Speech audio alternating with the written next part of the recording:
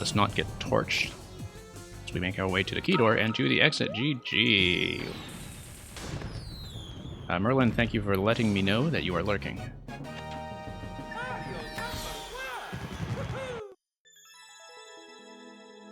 And thank you for the GGs, and thank you once again for the dedication on Larry's Flame Windmill. I think we had a certain moral obligation to finish that one, so.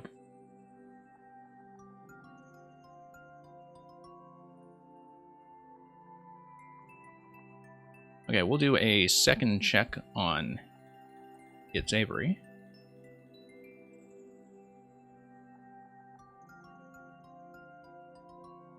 This is already the second check, so if they're not here, we'll just do a remove.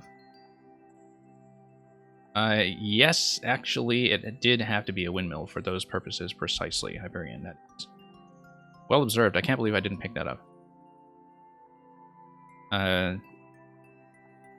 It involves windmills, and it also perhaps had me on tilt.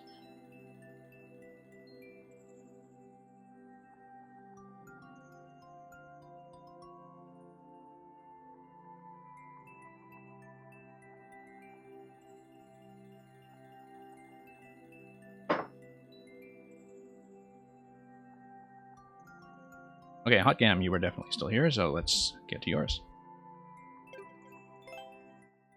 Yes, you.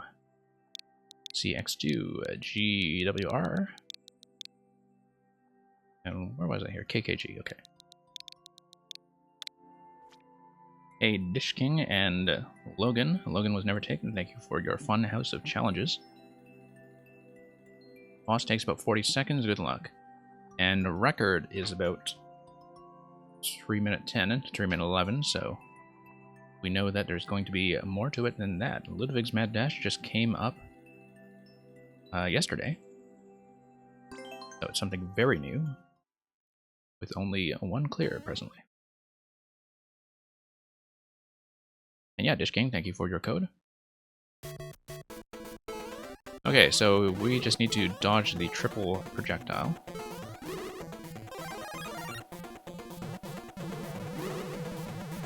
Okay. That's pretty straightforward, at least. I mean, it's not a very quick way of doing things, but it looks like we do need the mushroom at the end. Oh, that was a mistake. Okay, we needed to take damage anyway in order to make it to the next portion. Okay. Yeah, I think it does kind of require the player to make a judgment about where you are and not allowed to take damage, where you are and aren't. That is a place where you aren't. I mean, it was fairly clear to me, at least, but it does require you, I think, to scroll ahead to see what's coming to confirm that you need to be in a bit of a power-up state. That's okay. You'll muddle through it. Whoops. So, for example, you know, if you were playing the Trutus Blind and you hit one of the Munchers, it actually would not be clear for a little bit of time after that that the mushroom is required, but... Whoa, that was way too close. Okay, red pipe. I see. That's why we had trouble with the timing here last time. Because the red pipe is quick. Okay. Let's wait for one more cycle on this guy. Yeah, we do need to take damage here. I'll do that for the headroom. There we go.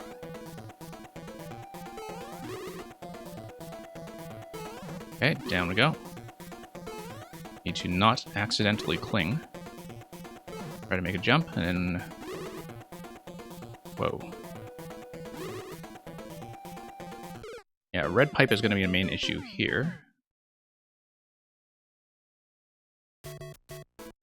Yeah, TJS Lurch, if you have an existing submission that you would like to trade out, just tell me when you are up, and we'll play something different instead.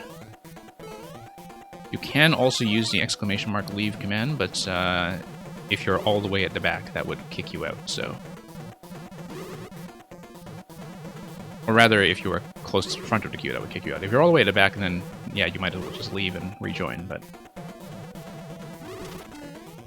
if you've been queued for a while, just wait for me to get to you, and I can always just select whichever level you want me to play at that time.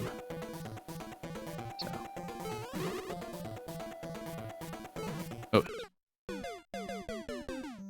Yes, Dish King, I am able to play Worlds. I will actually bring up the World rules. I should have, in fact, put that in the title.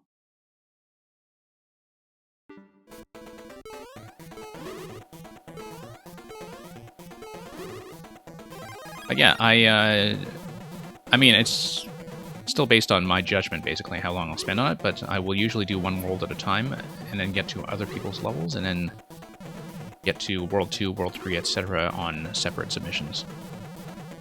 Once again, it does depend on time and difficulty, but I find that for, you know, kind of traditional worlds, then that kind of pace works best, that we can do a lot of them in sets of like 4 or 5 levels, and they tend to feel pretty good, so.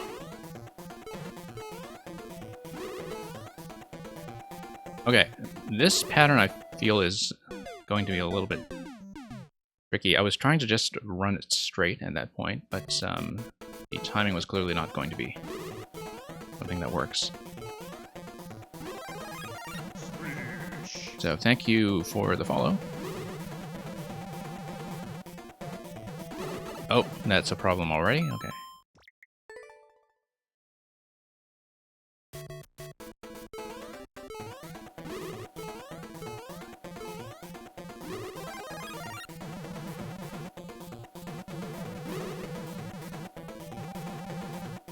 Yeah, obviously, if you do submit me a world that is still in progress, when you make updates to it, it's going to kick out my progress, and I have to reset from the start. So that's the only thing to be aware of. If you have one where you are still updating it,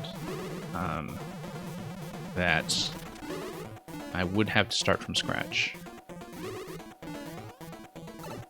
If, for example, you decided to send me World 1 today, and make some changes and send me your code again another day, I would not be able to continue directly in World 2 due to the changes kicking me out. So that's the only thing. I think getting under the blue pipe is probably the best way to do this. No, we just get in between, I think. And this seems like a little bit of a tricky pattern to navigate. But I'm actually not clear on whether I do have room between the munchers. I feel like that would be very precise if so. But given some of the patterns, especially on the faster pipes, I'm not really sure if there's a better way to do it.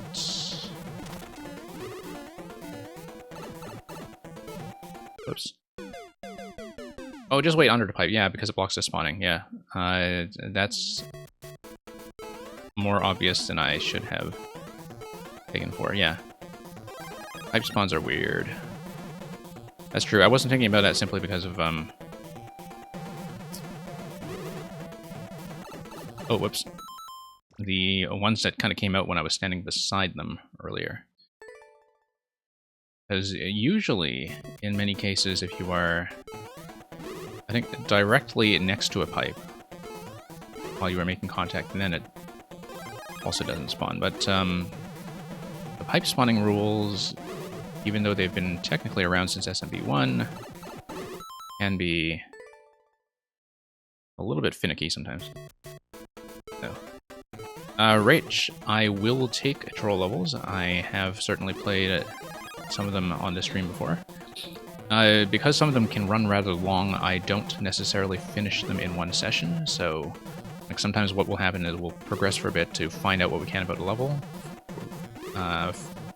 and then we may have to just complete it over multiple trips afterwards. But like most troll levels, I think, are well designed to be played that way. Like the good ones allow you to recover your progress pretty easily, even if you are past checkpoint 1 or checkpoint 2.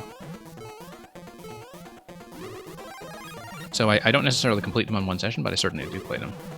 I don't have an anti-troll rule the way that some other streamers do.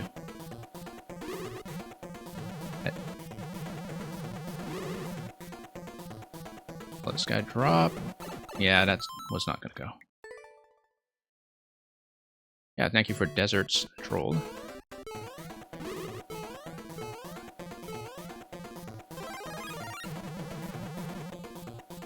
I can attack Ludwig to make it easier. Yeah, out front because he does drop in off the left side, and we also have access through the vines later. That is very true.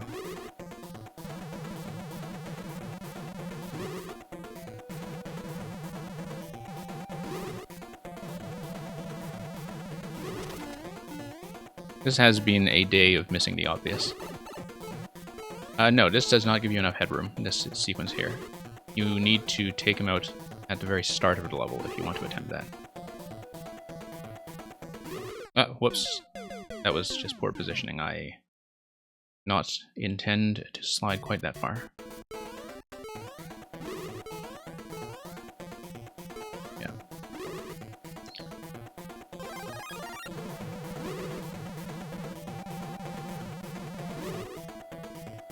Well, sneaky, sneaky. Yeah, at the very start of the level, I see that. Just forgot about it. Alright, let's wait for the next cycle because my timing was totally off. Nope, I thought I could beat that. Not fast enough. See, for something that is such a simple concept, it's actually a little bit tricky to execute. Alright, let's get him out of our face.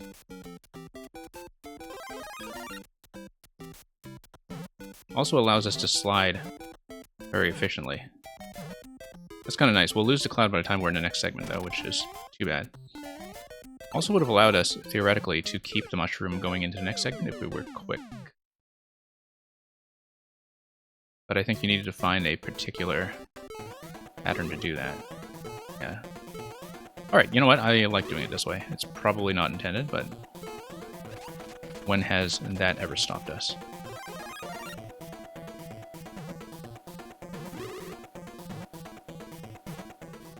And indeed, it looks like this is probably the intended path anyway. You know, so you don't need to fuss with the... Whoops. Head bump the whole way, but it's okay. I think you would need to be small to get under this safely anyway, so... We'll do it that way. Can you go over the top at the start of the level? I haven't tried that yet, but if this is built entirely on the bottom half, maybe.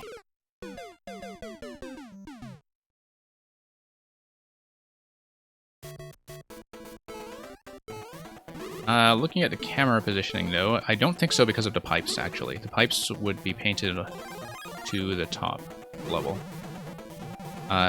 Because you could tell from this camera scroll that they were not just halfway, if you know what I'm talking about.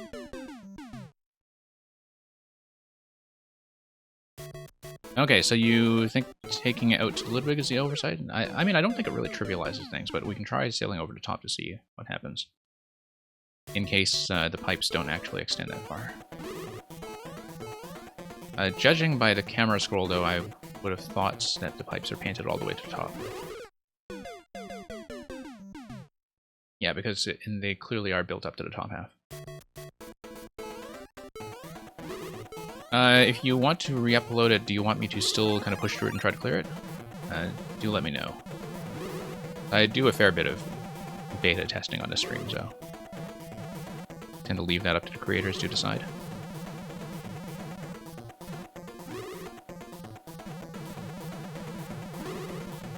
Okay, let's wait for the next cycle. Oh.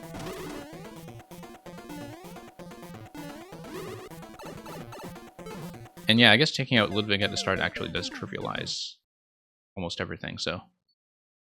well, not the navigating the pipes, obviously, which you would think would be the easy part.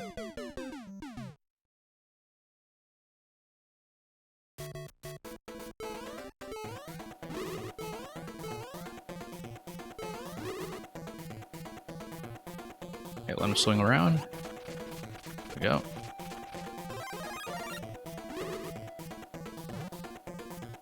Now we're getting chased by the projectile, so that at least is creating a point of tension. we need to duck jump over here anyway. Yeah, there we go. Let's let the projectile get ahead of us. We don't want this thing chasing us to eternity. And we'll slide in here. Nope. But having that one hit buffer is going to help.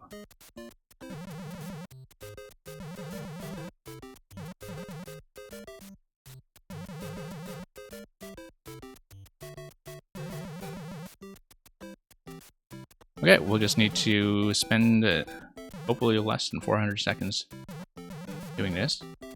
I think it did say in the level description that it's not actually that long.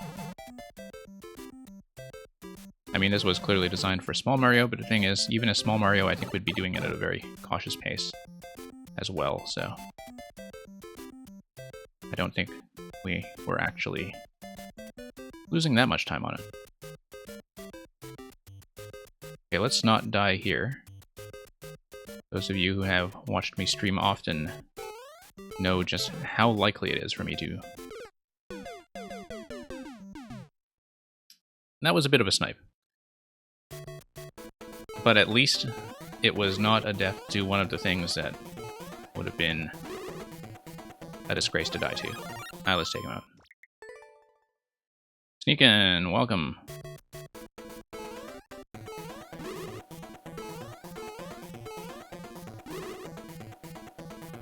Hope you've been doing well. I see that you've had quite a lot of uploads and some re-uploads lately.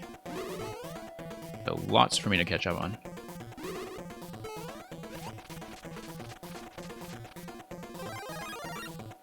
Whoops. Okay. Yeah, I am many levels behind on your list, for sure. Okay, let's take this guy out. Whoops. No time for errors? Okay, that's fine, Alex. You catch me pretty often on the stream anyway, so...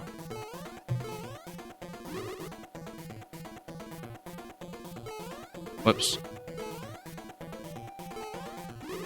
Yeah, I'll be going for at least the next 2 hours or so. And there are a lot of offliners, I think, so...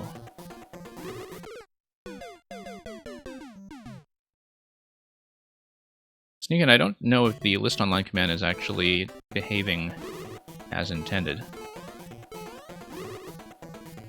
Somebody else tried it earlier. I think it was just giving them the full list, so...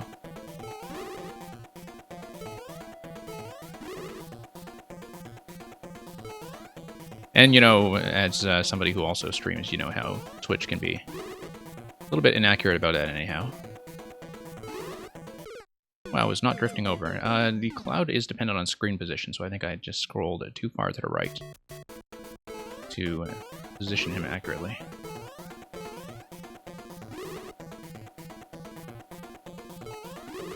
Oops. Okay, Sneakin'. I'm going to bump you up now before I forget. Channel points absolutely work. Just give me a moment. I'm just going to manage the queue now, or I'm totally going to forget later. Oh, thank you for cashing in your loyalty reward. We'll hopefully... Warp World is actually being laggy for me. That's the issue. And I guess it's been kind of slow for the bot as well. Actually, I think Warp World might potentially be down. So, yeah, just to remind me that I will cash in that reward when I'm able to. We just...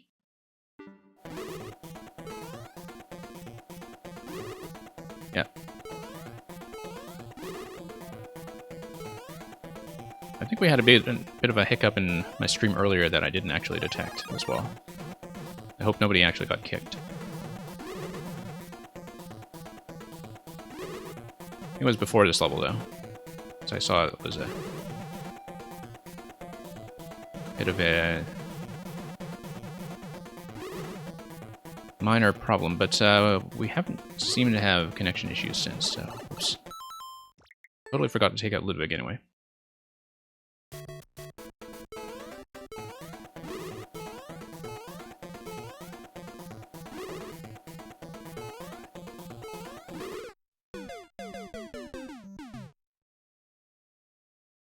Yeah, Hyperion Smokestack, that's because you've caught me on some very convenient occasions when my queue was short.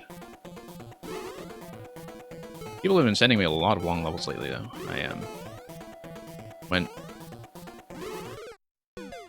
probably about 2 hours past my intended time on the previous session. Just because I had like 1.5 hour level after another.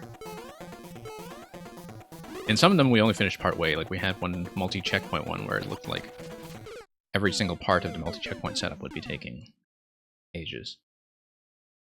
Yeah, we got kicked back here quite a ways by that muncher in the final pipe earlier. I don't know if we'll, in the end, be able to do this very... Whoops.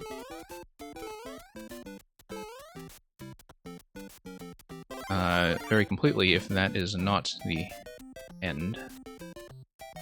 I don't know if it is the end. Oh, there we go. I'm a bit of a completionist. I find that I've had to keep that in check simply as my queues have been getting longer.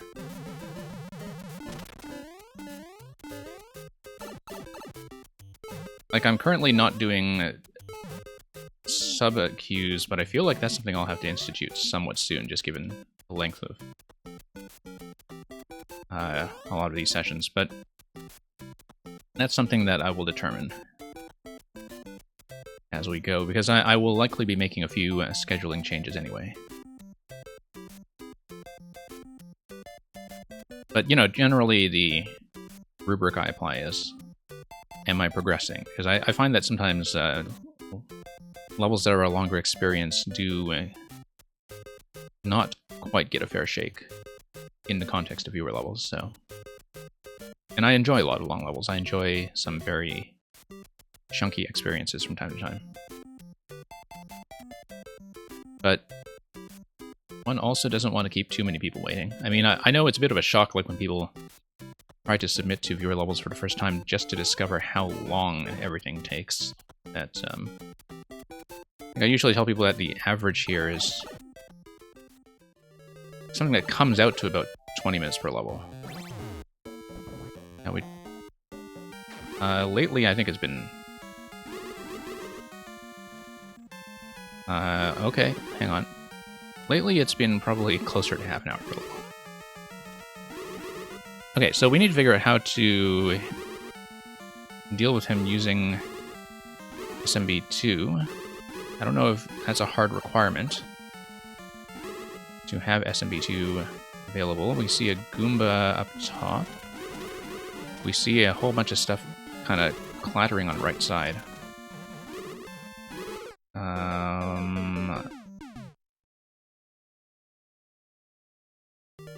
Oh, there was something in the level description about how this is 40 seconds, and so I think it might just be a 40-second survival timer. Let's just do a survival fight then. Yeah, you see how there's some stuff clattering on the right side? Let's just dodge bullets for 40 seconds. And given that we had our start time at just under 500, we approximately know how long it'll take.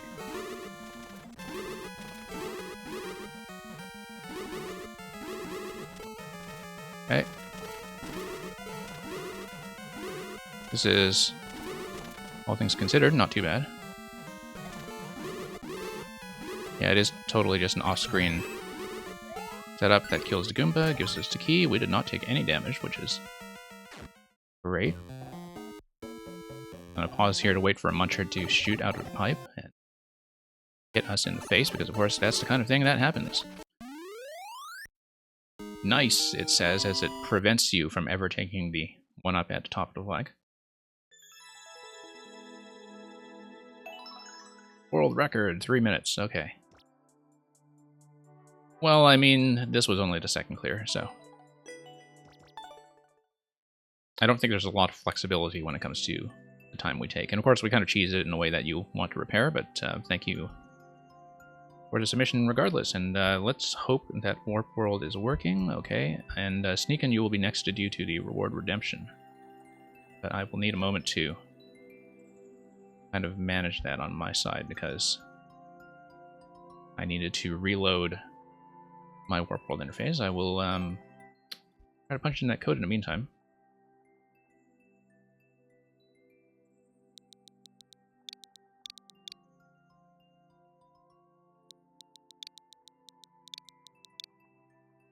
And, yeah.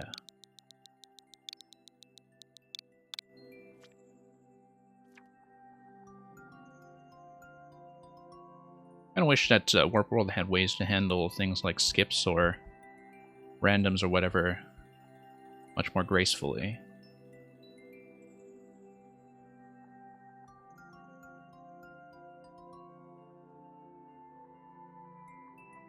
Okay, so this is just your maker code. 1 second while I file that up top.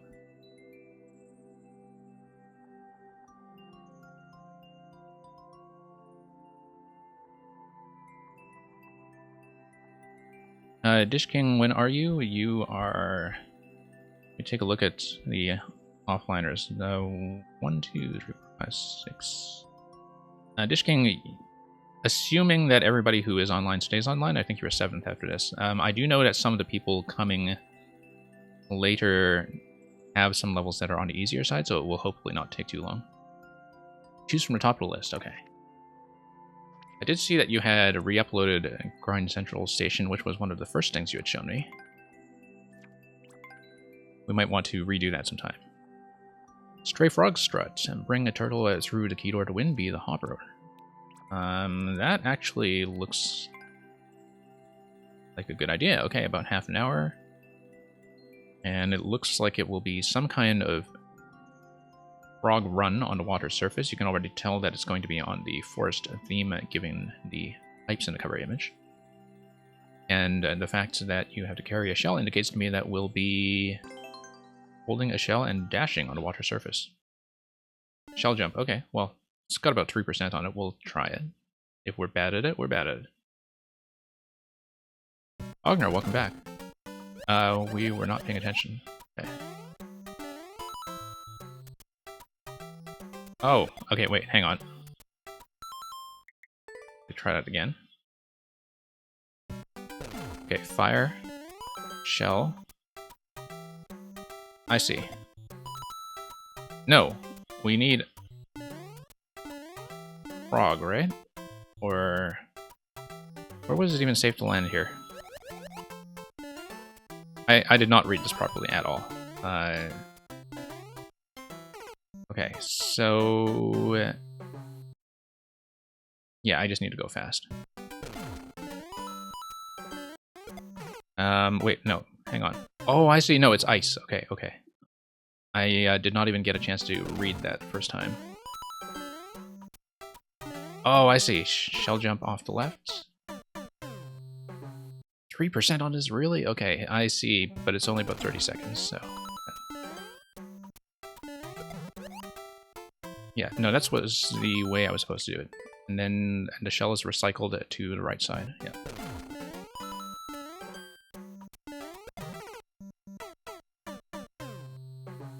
Yep, ice block indicators for throwing. I did pick that up right away.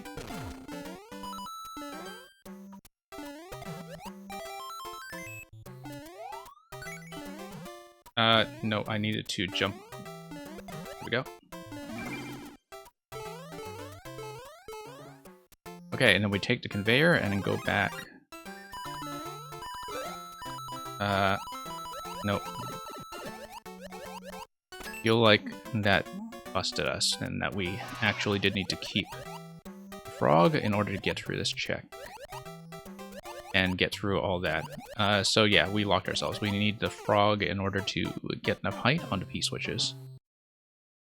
Yep. One shell, all level, okay. Neat. Oh. Did I... oh, the donut blocks. I was not paying attention, I was too busy watching everything else. Whoops.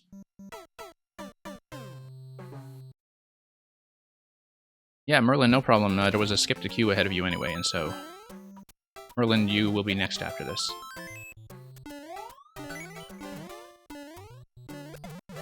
Okay. Really just 2 rooms. Yeah, no wonder you have a fairly clear rate on it. And actually, the shell jumps feel pretty... like, much smoother than shell jumps tend to go for me. I mean, you've seen how bad I am at them. But, oops. But, you know, these ones actually feel fairly light and flexible, all things considered. Like, I usually do not have that kind of success rate with shell jumps.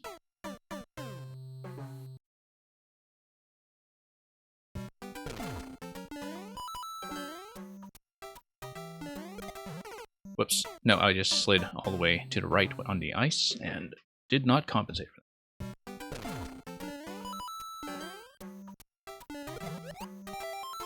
And yeah, I find that just marking the target probably works better for me than marking the release position, because I'm not fidgeting around, you know, my position relative to the release. But whoa, how did we get hit by... Oh, okay, no, the Koopa shell revived. Okay, that's what killed us last time too. And that's fine, because we... Oh, I was going to recover the shell and then do a shell jump up to grab another frog, yeah. Alright, we need to get back up there. This is salvageable. Not like that, but it is salvageable.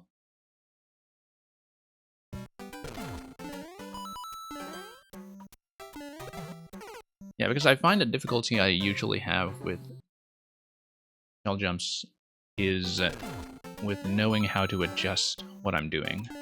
Like being able to read how to change my position if I'm not doing it accurately. Here, I feel like, given that you have these things in these 3-tile columns and the destinations are very clear. Okay, let's let the shell come up. There we go. How do we fall there? What went on here? That seemed a little bit strange. Hang on. Small jump, yeah, beat a hopper. That's right, that's right. Yeah. Okay, no, I see what happened. Whoops.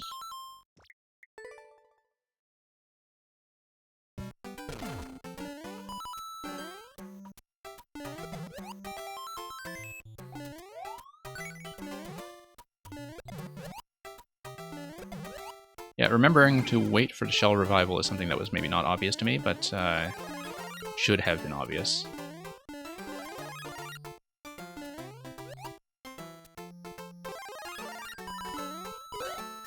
And that was a short hop. How did I hit a wall? Did I just not build enough momentum? I was running on the water, so I don't... Wait, no, I can beat the wake-up timer, okay. I'm probably not going to try to beat the wake-up timer, but...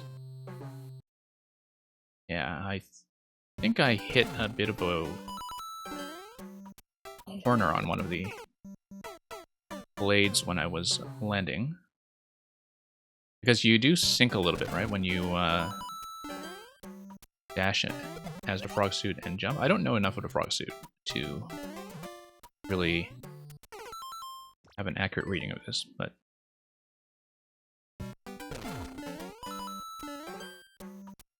I guess it wasn't quite clear what I was actually dying to there. Because I didn't think it was hitting the wall. Like when I was landing on the left side of the grinder earlier. Only you need to avoid the raised one. And yeah, I didn't see what I was dying to. Everything's quite clear to me otherwise, though.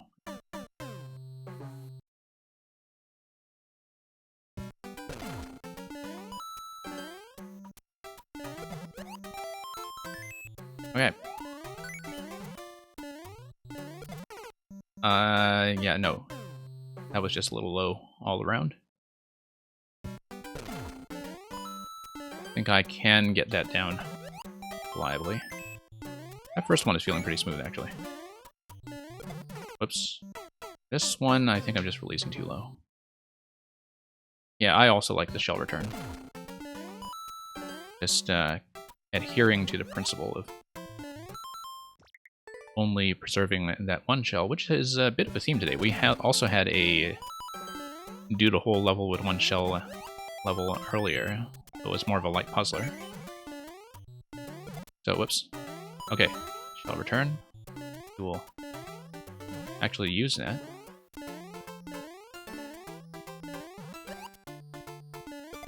There we go. I can beat the wake up timer, but I think I'd rather not. I need to see what's going on here. So... okay. Did I actually clip the wall on the corner at that time? I think I did. But... so, yeah, we just don't have that hop down. And in fact, that was recoverable if we managed to get back to the right side while we were still invincible. That was technically something we could have continued. Whoops.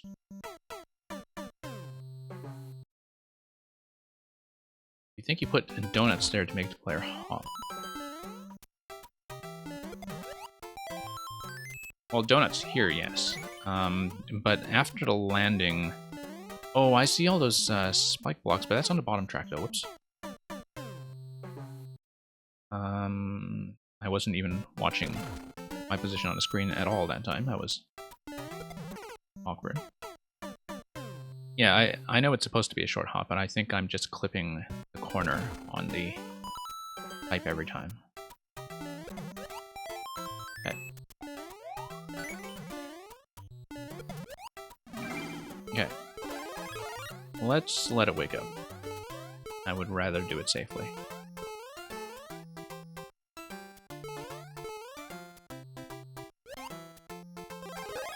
Whoops. Okay, we gotta do this again.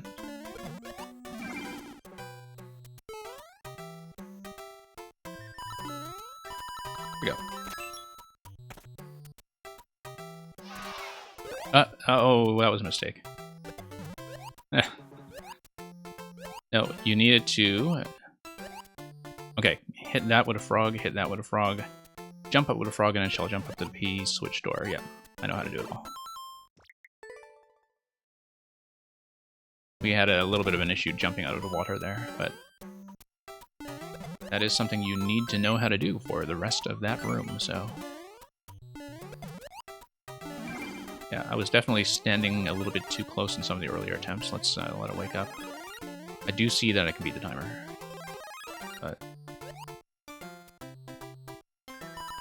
there we go.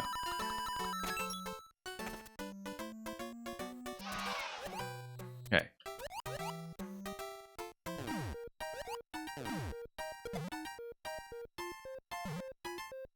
Can I pop that?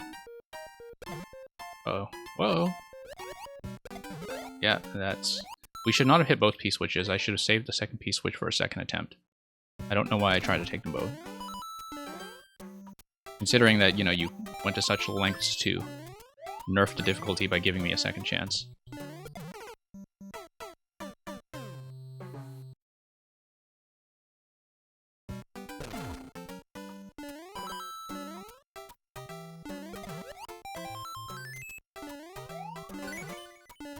Oh, whoops. Just went too low all around there.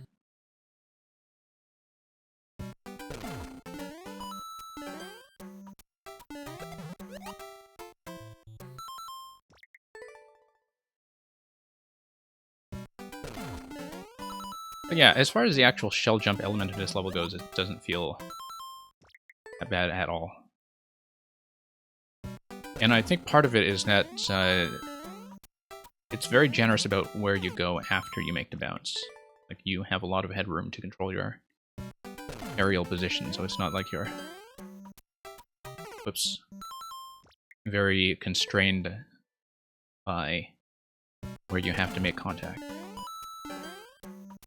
I can just kind of adjust around the shell position like that and kind of use my eyes. There we go.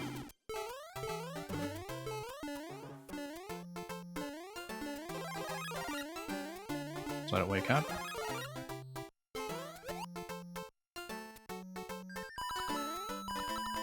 Short hop.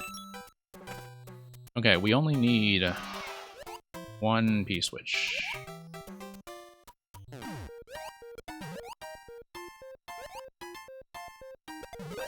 Oh. No, that's gonna be a problem.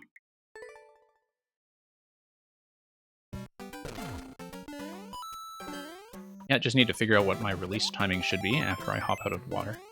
Jumping out of the water is something that always catches me off guard in every style, so...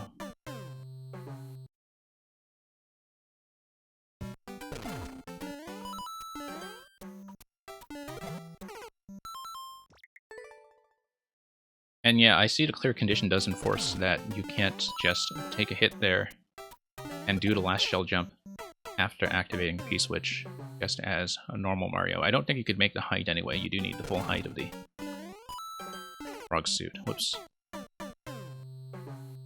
Yeah, a running swim, yeah. I did see that when I was heading up towards the P-switches.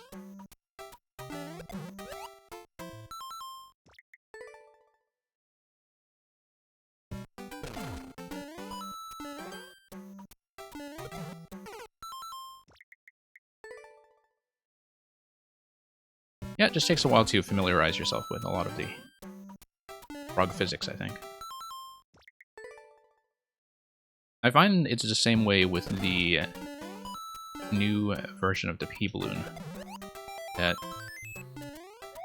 adjusting to how fast you actually go when you use the dash button is something that has been throwing me off a bit, because you know, with the P-balloon in particular, you just have to learn the hard way that no, you shouldn't be holding it down all the time, because it just does such crazy things to your control. Okay. Whoa, whoa, whoa, whoa. Oh, I saw that I was waking up, and should not have thrown it, should have done a soft drop on it, but...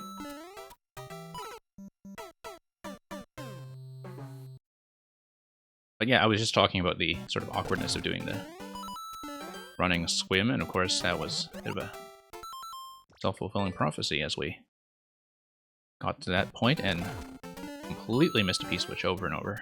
So. The shell jumps are feeling reasonably good, at least.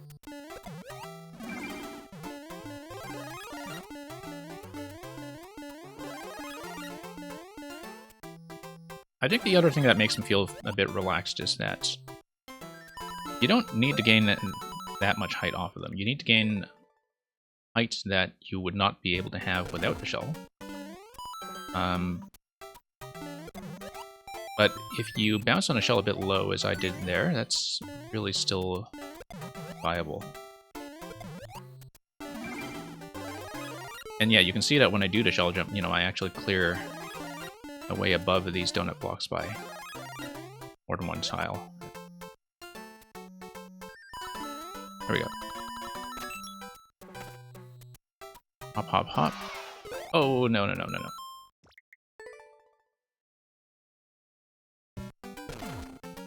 I mean, if you can't even hop off that initial obstacle, you're going to have trouble with the rest of that room, so I do think that's fair. I feel like I should reset. There we go. Just to be safe. But yeah, I think a hitbox in that corner that I kept bumping into was definitely a little bit weird. Nope. Well, we haven't made the clear condition anyway, so...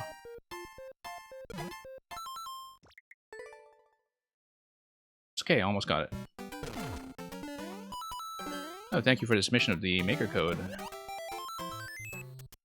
Smokestack. Oops. Will be... Oh, I didn't need to start over. What I'm doing, I was still safe. Okay. Not paying attention. I was still doing well.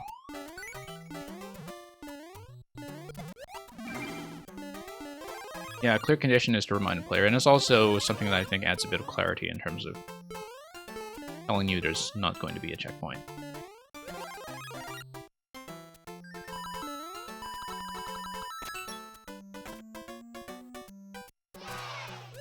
Yeah, Hyperion, there's a lot of older levels I have not played. Okay, we still have not managed to get that.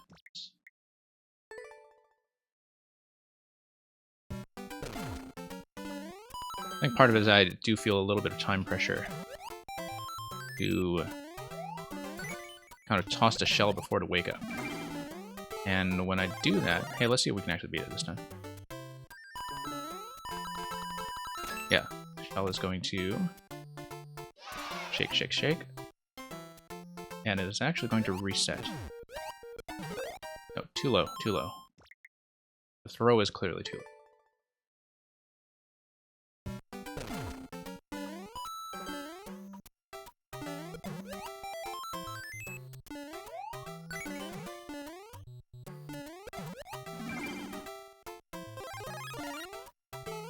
But yeah, a lot of the older ones I have not played yet, for sure.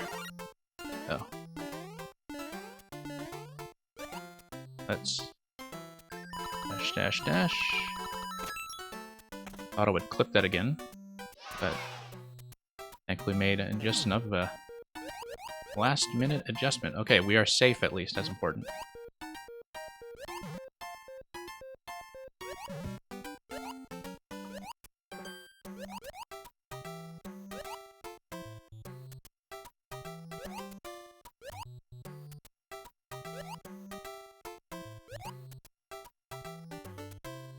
Okay, let's put this down.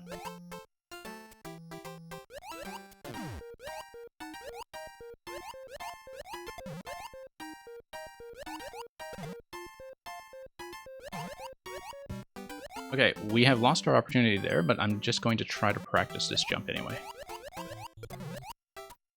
And now, of course, we get it. So.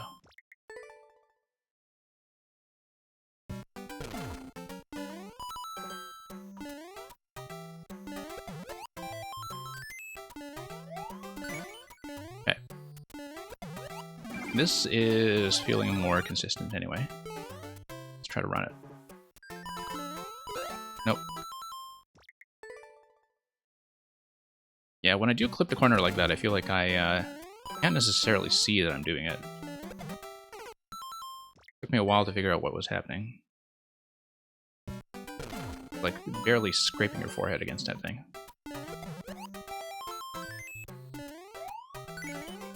Maybe it's clearer if you are playing as one of the big head characters, but like Toad and Toadette.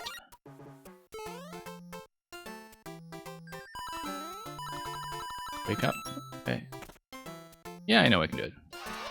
Just a matter of not doing stuff like that.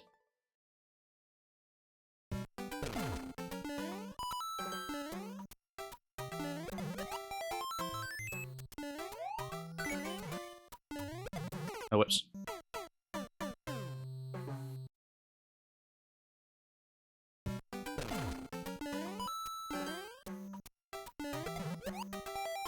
Okay, thought I was going to go a little bit low there, but we made it.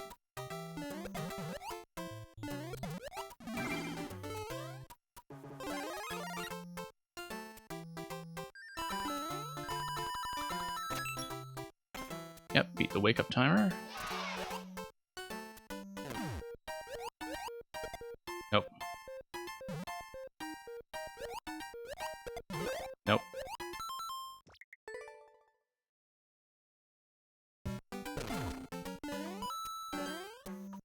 I think I am maybe letting up on the jump by mistake when I'm doing this row, and not be doing that, because I do need all the height I can get.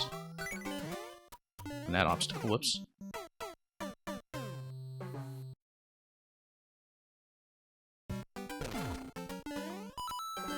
Okay.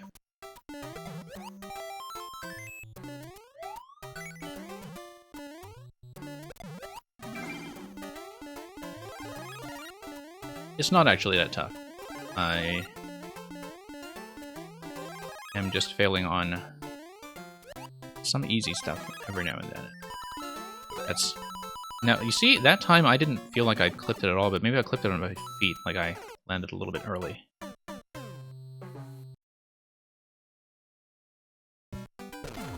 Yeah. This took us a few attempts initially to see what was going on. That one spot. Nope. Yes.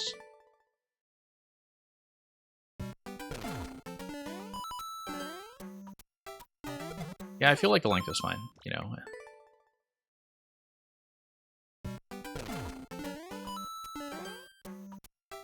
I mean, having the jump out of the water followed by the shell bounce, and to do it on a timer, like that, feels like it's a worthy final check of the concept that you've used here. So I think in terms of the pacing, it's fine. Like,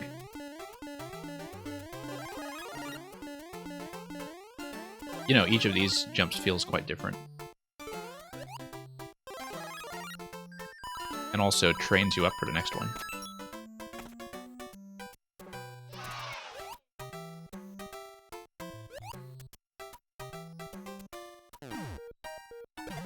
Okay. Oh, nope. I was trying to bump it. We didn't actually need to swim down to do that. We should have just let it slide under our feet. But yeah, definitely the time pressure from the P-switch does stings to your head.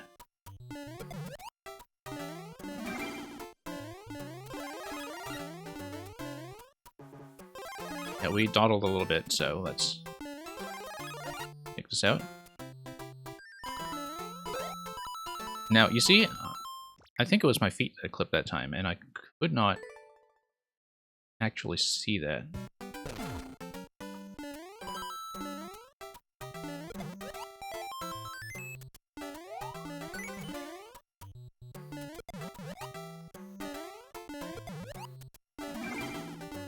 Yeah, I mean, the obstacle itself is fine. It's more that, like, I can't necessarily see what I'm failing. That just may be from misreading something in the animation. I think that might have been a head bump, but you see, like, that time I totally didn't see that coming either, so... Okay. And the thing is, it's not a problem with the spacing. The spacing is fine, the difficulty tuning is fine, it's the visibility, and I don't think there really is anything you can do with the visibility. Yeah, I can't see what hit me either. That's happened so many times now.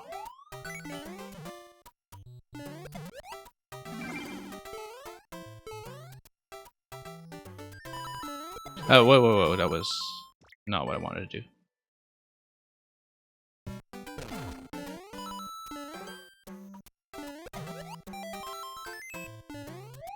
Yeah, and even the ice timer here now feels pretty relaxed, now that I've done this over and over a few times. Okay, we stayed up here a little too long. Let's let the shell come out.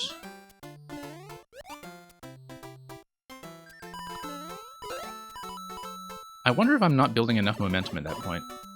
I mean, I clearly am building enough momentum to do the jump. Let's get back here and... Whoa. Donut blocks, okay.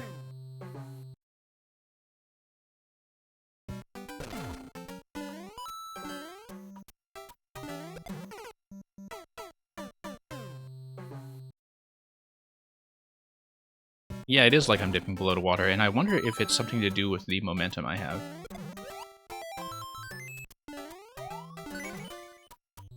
Because I just kind of assumed that it would be running at full speed at that point, given that I have the frog suit allowing me to run on water, but it looks like at that point maybe I'm not at full speed. That was the issue.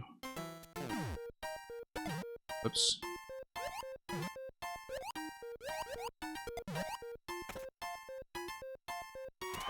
Yay! We missed a 1-ups, okay, fine.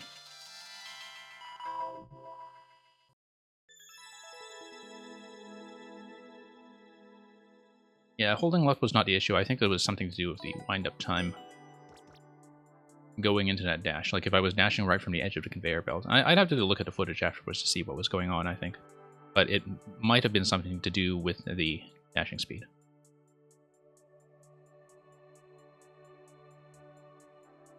Okay, just give me a moment while I tick off some of these rewards as redeemed. I had not actually been doing that on the back end.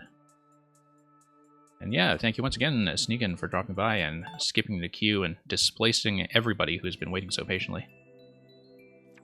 But we were the Hopper.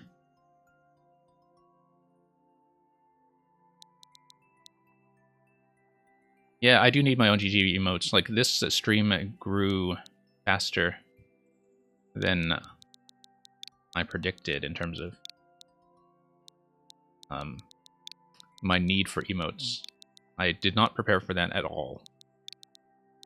So basically I had to slot in something when we reached affiliate. But yeah, we'll definitely be putting in a GG for the next emote slot when we get that up and running. Merlin, you are still here, yes. Okay.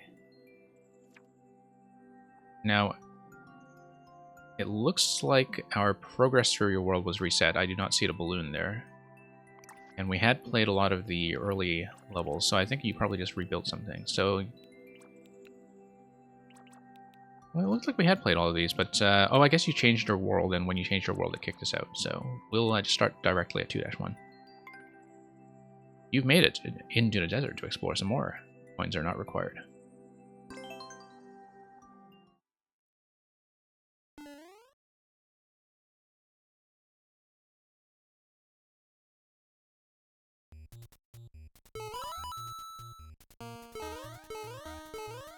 But yeah, we definitely need a GG emote. We need a raid emote as well. And we'll just need to get some artwork together.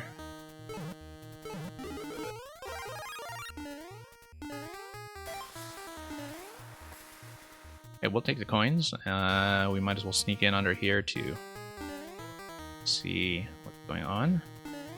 That was a bad idea. I was curious. Clear rate on this is about 14%. Of course, we're going to do optional content. Probably somewhat embarrassingly. It's probably just a 1-up, to be honest. But I want to see it, and I can just dash across, can't I? Yep.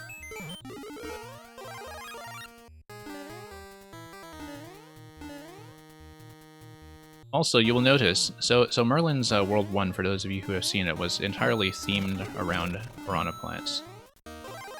And now we are in this desert where it is very much part of the same world, except most of the piranha plants that are on ground level have just dried up. They have not been getting any useful nutrients since they are lying on a bed of sand. Okay, sliding up. There's a bottom segment, though. Of course, we'll see that.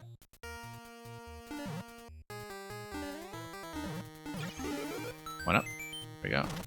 Yeah, in the context of a world, I guess we would be amassing those lives, but...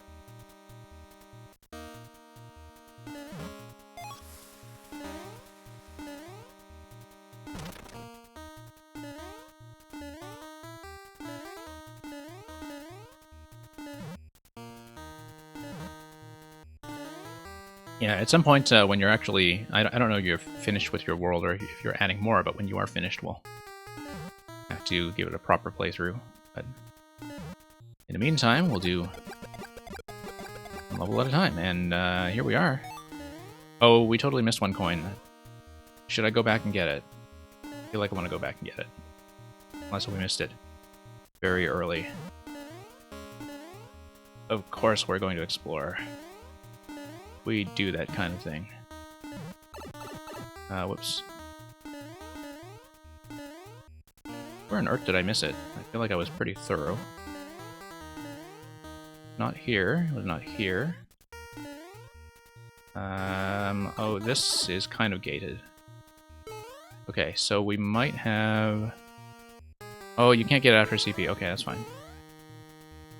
Alright, let's just try to get our way back there and get the clear when we are small.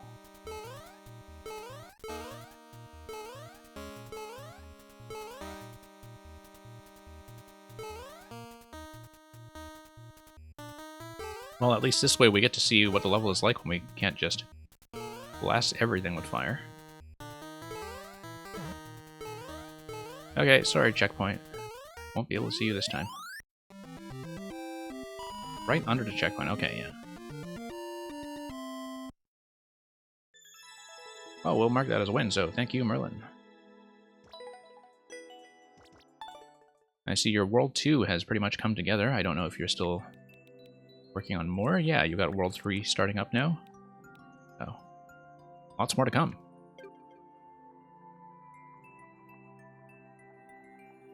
And thank you, as always, for dropping by and staying for so long.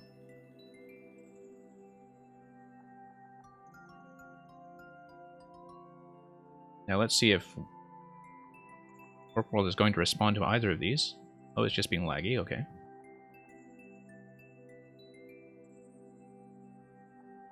Robin, if you are still here, Twitch seems to think you are.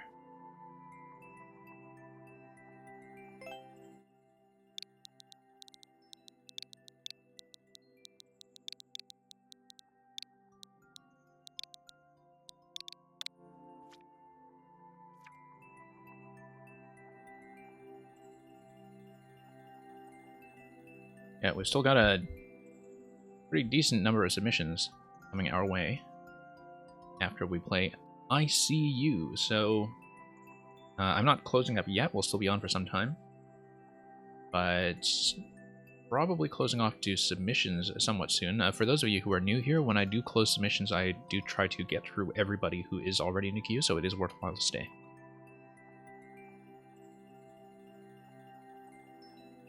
I don't think I've actually ever failed at that commitment yet. It will happen someday, but in the meantime, I'm just mesmerized by that cover art. This guy's staring at me, and with his little checkpoint flag as a tear down his cheek. Look at that. I see you and you see me. Well, let's see.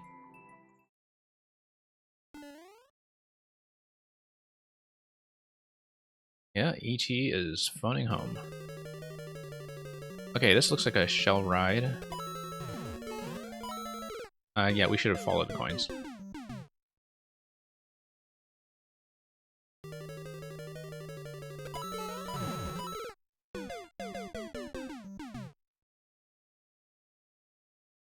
Right, because it looks like it is all pretty time sensitive. Yeah, so we just need to be quick, and everything is timed around being quick. And doing it on the first pass, so we don't need to worry about any variance on the cannonballs. I don't know why I'm expecting that to be a shell surf. It's clearly just a bounce. Been playing too much with the SMB2 suit, I think.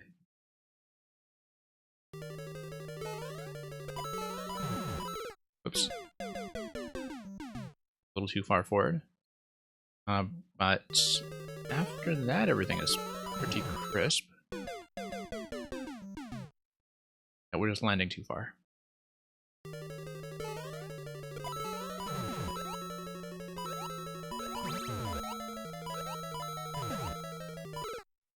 Okay, just came in a little bit low out of the wiggler, as you can see from missing the coin.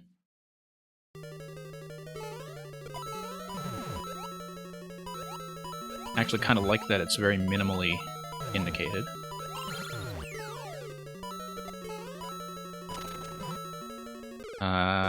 Looks like we were just a little bit ahead on timing there.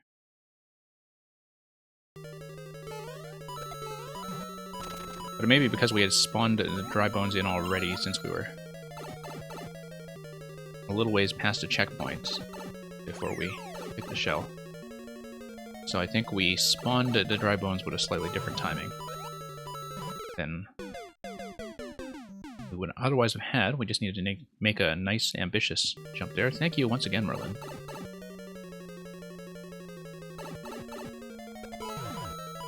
Yeah, glad to see you by so often. And we've got lots of yours left to go.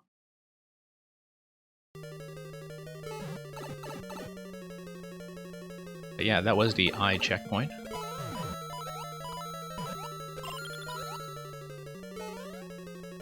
Okay, so this is a...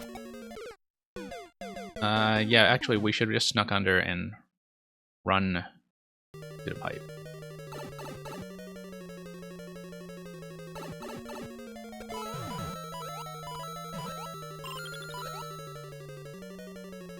Took me a moment to register that this was a shell ride. I do see the Cheep Cheep that comes out at the end of that pipe, though. So we're just gonna get into his nose again. Ah, ha, ha, ha, ha. Okay, so it drops from up top. Well, it's funny because even though I saw it, I didn't see where it spawned, and so that totally could have caught us.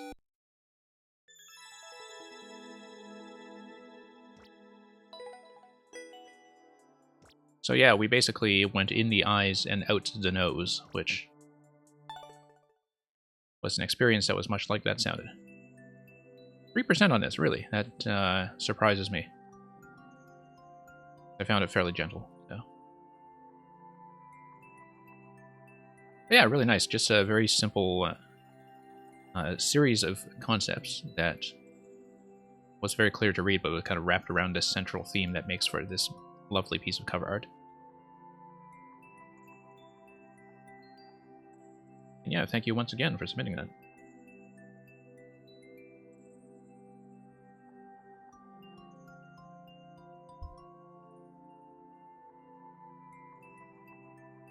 Yeah, we've got about 8 people remaining. Thank you, Awesome Lamp, for sticking around. So what I think I will probably do is take a look at a clear rate on this one, and then we'll make a judgment about how soon we'll be closing. Ah, yes, this one, yeah. Would be happy to continue. We'll do some different rooms than what we did last time. For those of you who were not here for our last session, this is a level that consists of 8 different segments with a multi-checkpoint setup. We have only completed one of them so far, and it took us about half an hour, so it's clearly not something I'll necessarily do in one segment, but I've been meaning to learn this whole thing.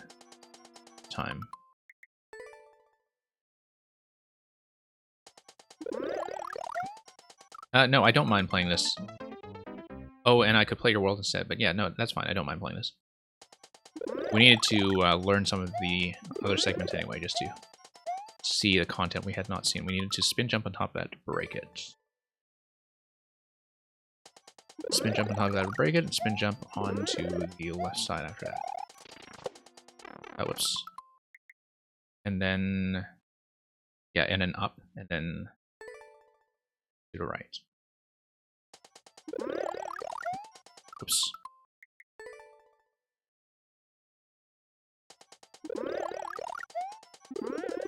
But yeah, we'd seen a few of these segments, and so I do mean to learn at least some of the ones that we have not completed yet. We also didn't see any of the ones in the second half of the multi-checkpoint setup as well, so...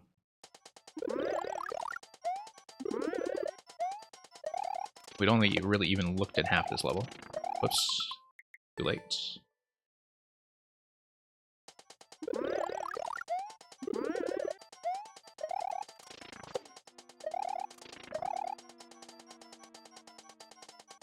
Okay. Right.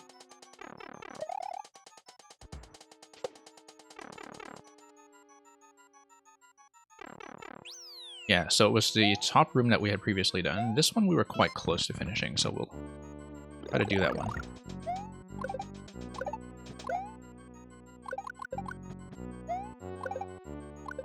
Oh, came in a little bit low.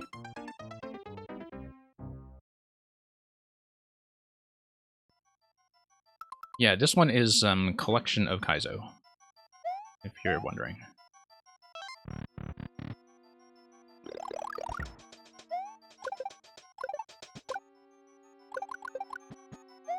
Yeah, because there was that 4th room with the cape that we had not figured out at all. We don't want to start over. That'd be a very bad habit to get into.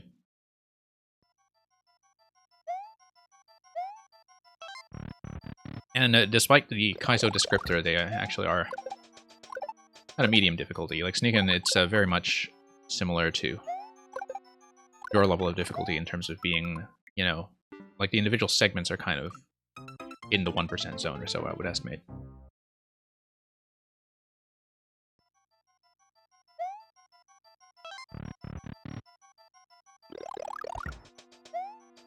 Whoops.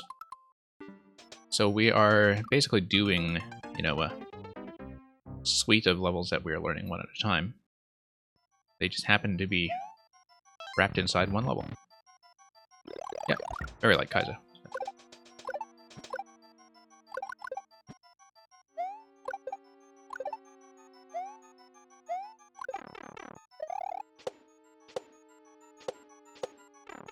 No. Oh, we totally could have made it if we were quicker at reacting to a damage boost.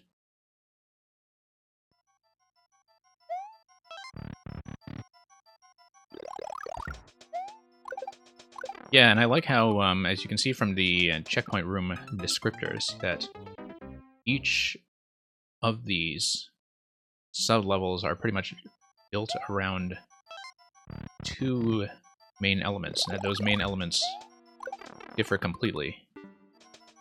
And so you kind of have a complete sense of what you can do with the Super Mario World palette, but just two elements at a time.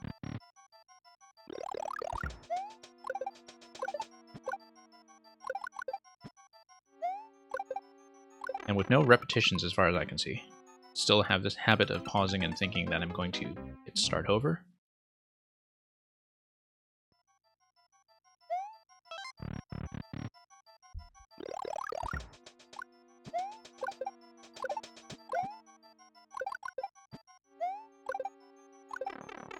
Okay.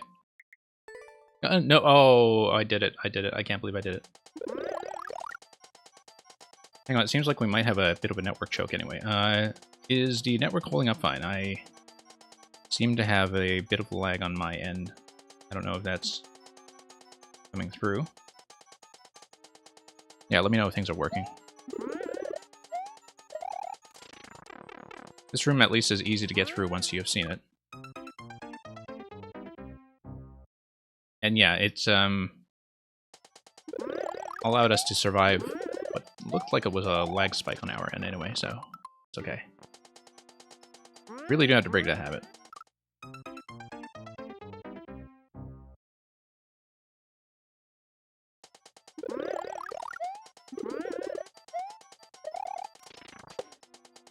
Nope, too low.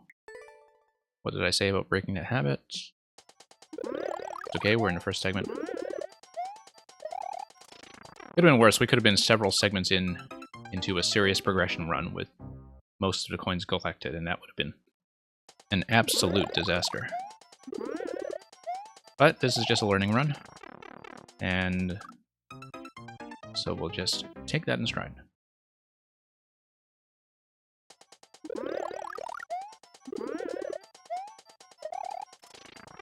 Okay, no. Somehow we are missing the high bounce off of that spin jump.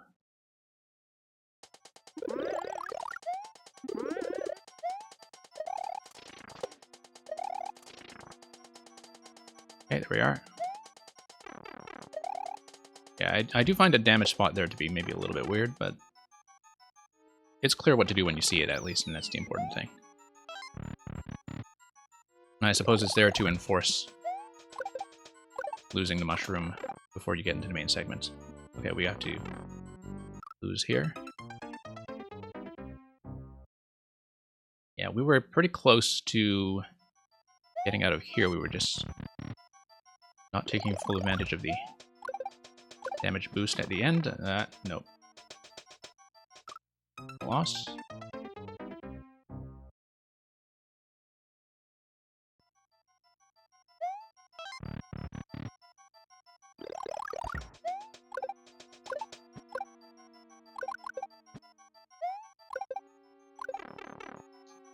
Okay.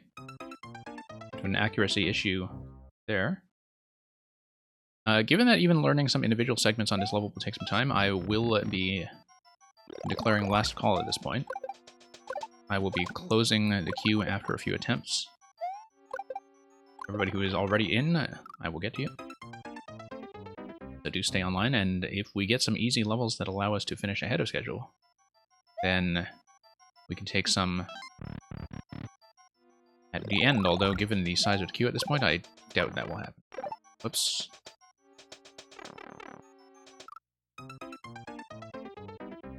But yeah, last call for submissions.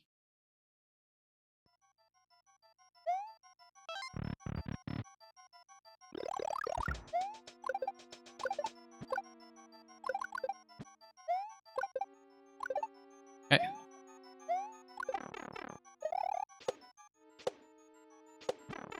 Whoa. Nope. Took damage too early. We needed a short bounce off of that. No, actually, this is very clear to me. The only one that was not clear to me was the cape room. I do find that people tend to over-indicate things anyway. Like, it's, in terms of the problem of what to do, in this and in the Muncher room that we had seen before, and also in the Spiny Pea room, I think, like, it was very clear to me what to do. The cape one, I think I just hadn't stared at it for long enough. Like, we hadn't spent much time with it to sort of figure out how to back and forth with the trampolines was going to work, but...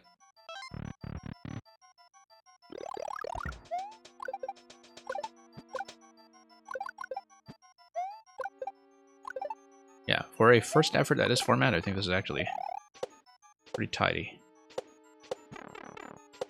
Okay, let's see if we can beat that. Nope, we just need a better short bounce off the second piranha, or maybe that's more of a controlled jump. Like, it's not a total short bounce, but it is a controlled jump.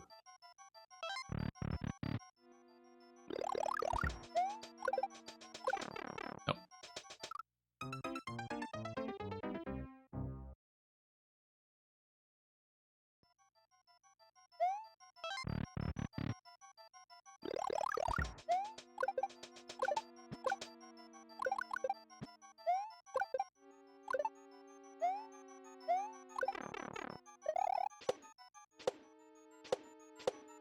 Okay, there we go. That will give us enough time, and we are through.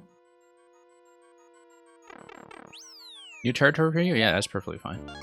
Okay, so this is new territory for us as well. We haven't seen any of these ones. And I just kind of dashed in here, not really looking at these. So let's take a look at bomb and trampoline. Ah, this is going to be a bomb deflection level. Okay, at this point, I will be closing the queue. So just give me one moment to manage all of that, and then we will continue with this.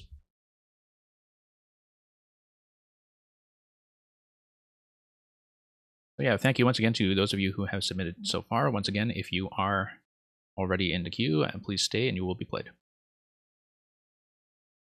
I just try to refresh Warp World to select all this.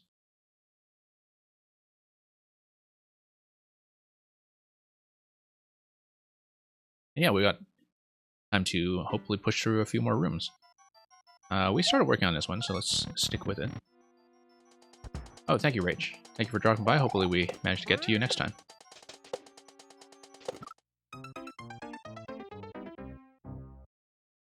And thank you, of course, for leaving gracefully. That is always appreciated on my side. Makes things much easier to manage. Thank you for follow as well.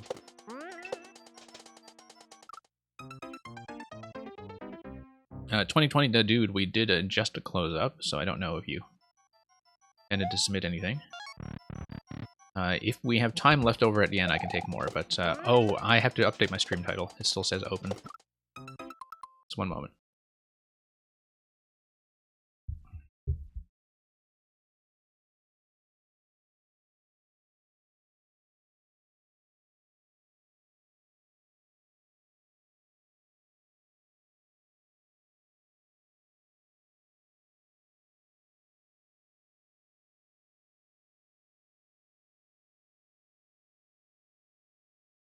Okay, should actually be marked as closed now.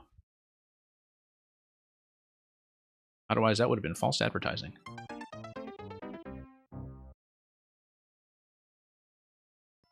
In development for 3 months? Yeah, that's absolutely appropriate, I think, given just how many levels you have in this suite. Okay, we can afford to bounce that dead center on the third jump. And yeah, each segment feels pretty focused, so... Oops, yeah, want to do a short bounce off of that, I think. And just trust that I get enough distance off. Short bounce. Nope. Too short there.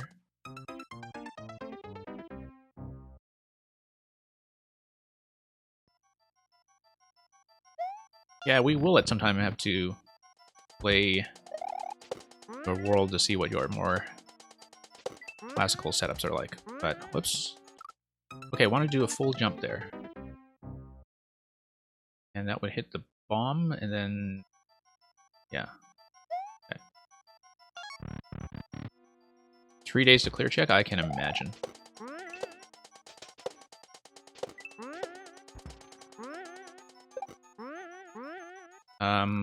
Okay, so that's going to be a throw, and then you spin jump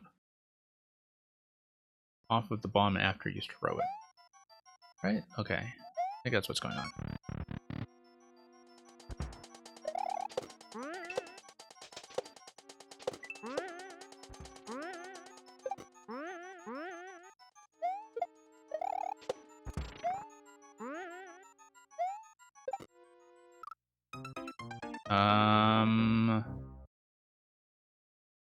Okay.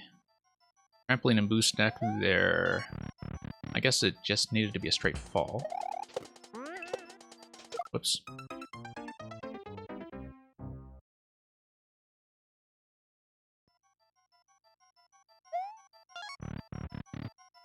Yeah, clear checking this must be quite an experience.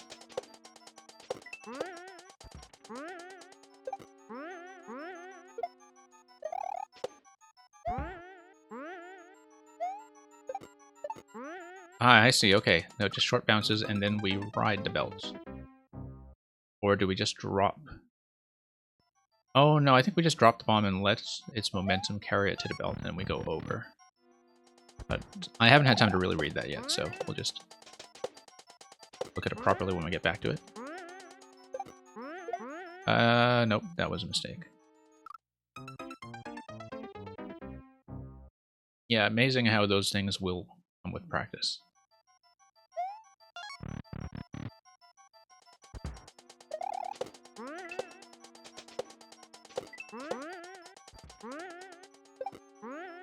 Yeah, very clear to me that this is the kind of level where we just have to learn it in segments, and maybe someday we'll actually get to clear. Okay, no, we need to follow the marker and fall down directly to the left.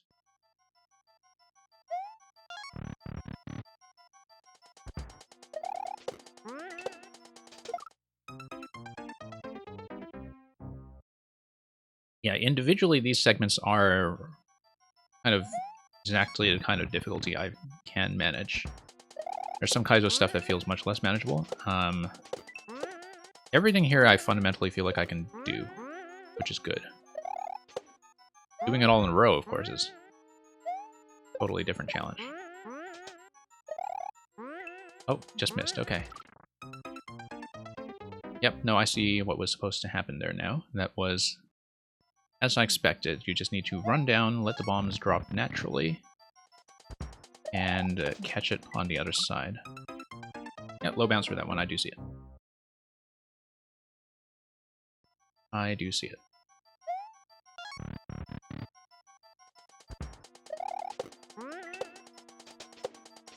Oops.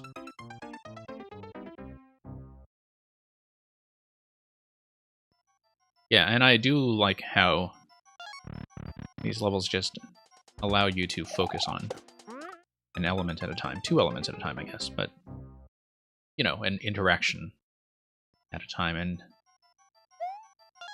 the Fire Flower and Mole interaction earlier, I don't think I'd actually really seen that explored in a level, but I don't play that much Kaizo. The bomb jumping here is familiar to me from some other things I've played, but the timed Fire Flower bounces were pretty new. Okay, no. Need to fall on that accurately and then short bounce to the right. Okay. We had that figured out. Oh, whoops. Glanced over at chat, that's what happened there.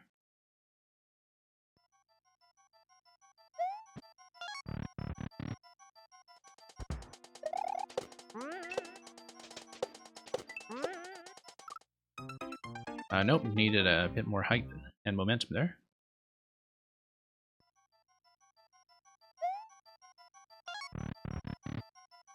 Yeah, I don't really play enough Kaizo to know what's a popular setup at any given time. I really only tend to play it when it's submitted on viewer levels. But some people do submit me stuff that is pretty much, you know, this kind of light Kaizo difficulty, and it tends to go well.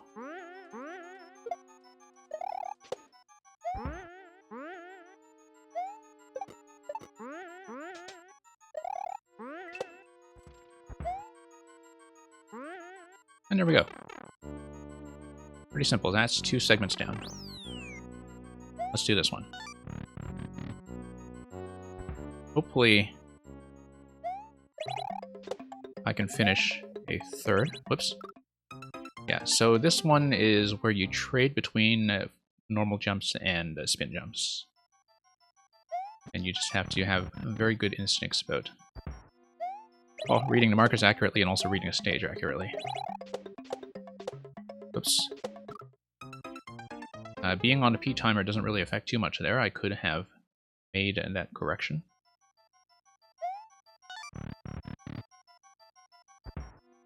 Whoops. Yeah, because I've done the intro segment plus 3 coin segments, that's true. Because I see you have the intro segment plus 7 segments and a safety coin. I guess the 1-up mushroom room on the other side is just 1-up mushrooms. No, high bounce off that. Unless you had some kind of spectacular Kaizo setup involving 1-up mushrooms, which... in one of the other themes, maybe. Like in a night theme, night ground theme that balanced it against the poison mushrooms, but then you would have indicated that in the preview box. So I assume that was just a bonus room. Oh, it's the goal. Okay, yeah. Okay, that makes sense. That makes sense. I'm glad I didn't check that expecting an obstacle then. Although, I guess if it were a safety coin with a locked door, then that would have been very understandable. I just missed that here. It definitely feels like the Muncher room is the hardest one I've done so far, although, again, I was a bit worried about the cape room.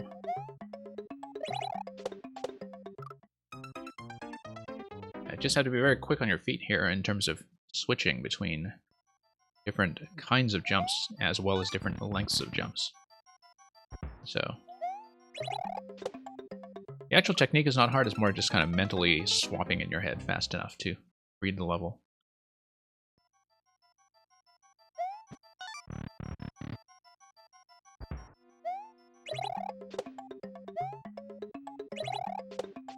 Okay. Yeah, and I was not repressing jump fast enough to get off that one accurately. Yeah, I'll try to finish a third segment before I move on, for sure. Yeah, and that'll be a jump off the P, jump off the P.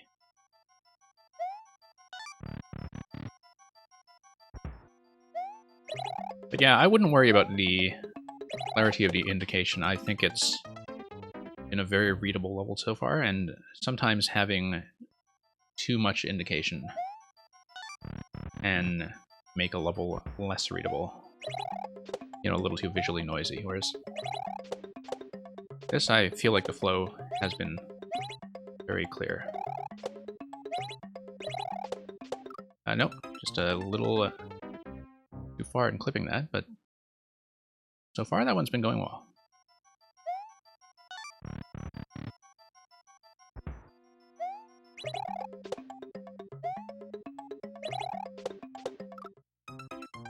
How room is long but easy? Well, yeah, I don't remember actually the specific nature of the trouble we were having with the Muncher power room last time. Off the top of my head, but whoops.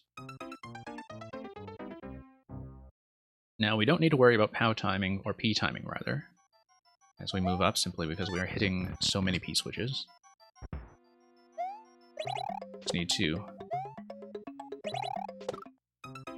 plan accurately and keep track of where we hold the jump button down.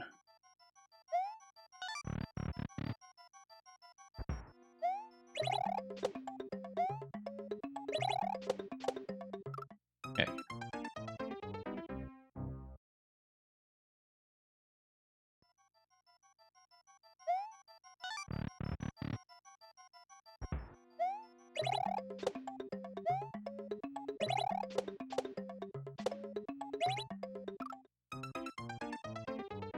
But yeah, I have occasionally been using the weekend streams to do catch-up sessions with some of the longer levels that we don't finish in one go here. So after practicing some of these segments, like we might eventually try to have a dedicated session to clear the whole thing when we are not under the constraint of viewer levels. So, don't know if I'll necessarily do that this week, but we'll see how we're doing in terms of progressing with learning this. Okay. Need to not hang left that hard.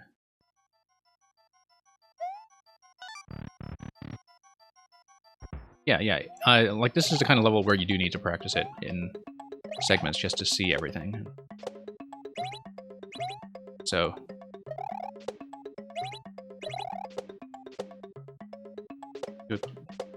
do appreciate getting a chance to see it. And we want the P timer to expire anyway in order to get us through that block up ahead, so no need to rush quite that hard. Whoops. Hanging back a little too hard there. I do like that this segment is generous enough to let you retry certain things.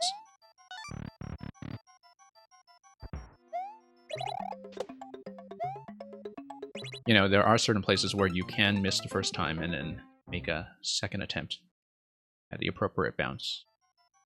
I think that's something that does work out well for this level.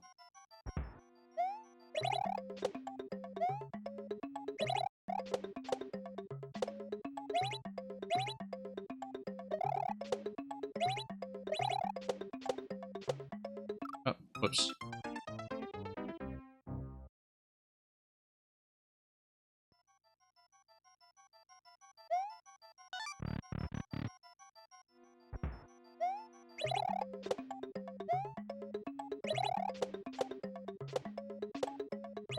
Whoops.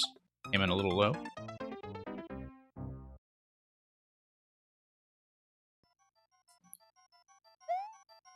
Yeah, this will likely be the last segment that we push through in this session. If I clear quickly, though, I may as well take a look at some of the other rooms, even if I don't work on them necessarily.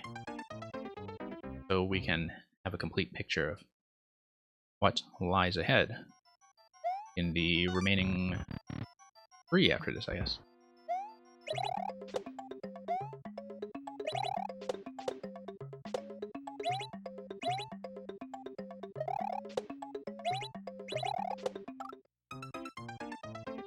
Yeah, I do find that all of this is very fair.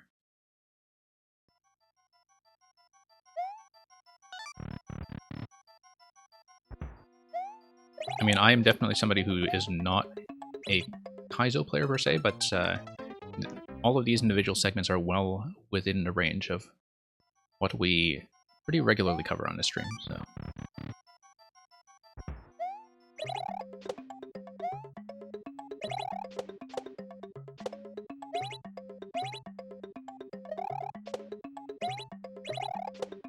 And part of it is that it doesn't require you to be super precise in terms of the amount of room that you have for adjustment. Like, I have a decent amount of headroom to adjust my jumps in midair, for instance, especially in a segment like this one. I find that for me it makes a big difference. Like, I'm not good at really tight precision. But here, as long as you manage the obstacles themselves and understand how they work, you do have a surprising amount of flexibility in terms of things like the jump arcs and the heights. I mean, you do have just enough spikes to enforce that, you know,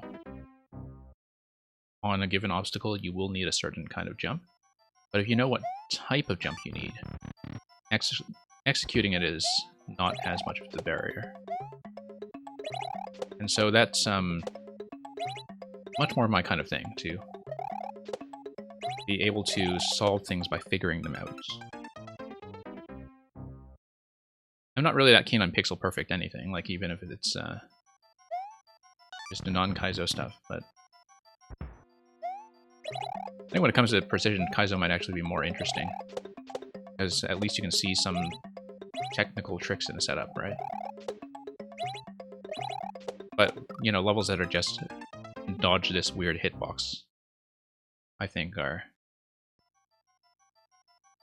Well, I mean, they're not that interesting to talk about, right? Like, you just gotta repeat them and try to get around the spikes, and there's not much you can really do with them in terms of design.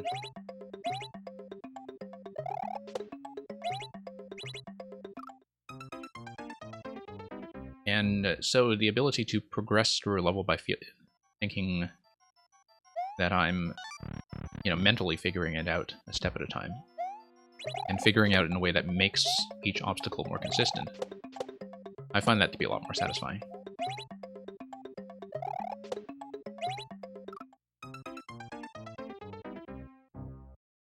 It's okay, Big P, if you submitted me a precision level, that's totally okay. I think you might have, but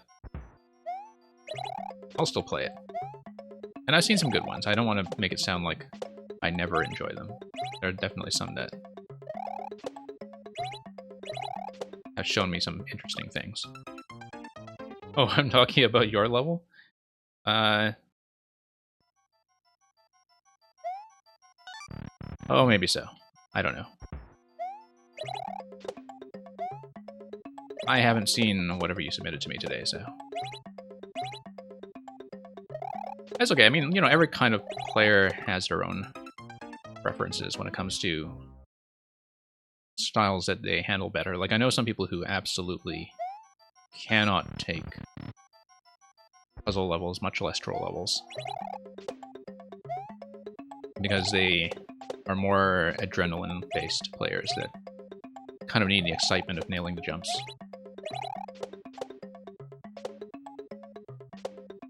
Oops.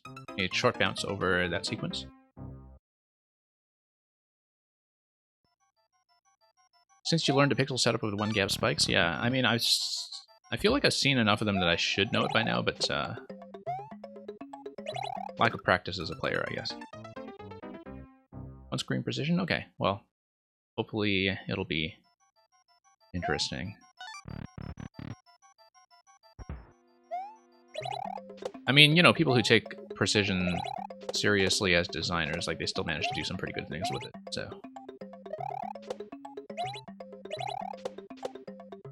And it's interesting how much a good level can do to convince me that I should give a certain style of design more of a chance. Like, I really didn't play troll levels at all, actually, until I started streaming, and originally thought I would be one of those people who just puts in a rule against them, and then I figured out that, like, I actually can do them. And do them in a way where the puzzle-solving element can be very satisfying. So. Alright, the Awesome Lab, we're very close to the end of this one, so I will try to finish this segment, but if it's taking too long, I will move on. But we are close enough that I do want to at least get this one, even if we don't see anything else.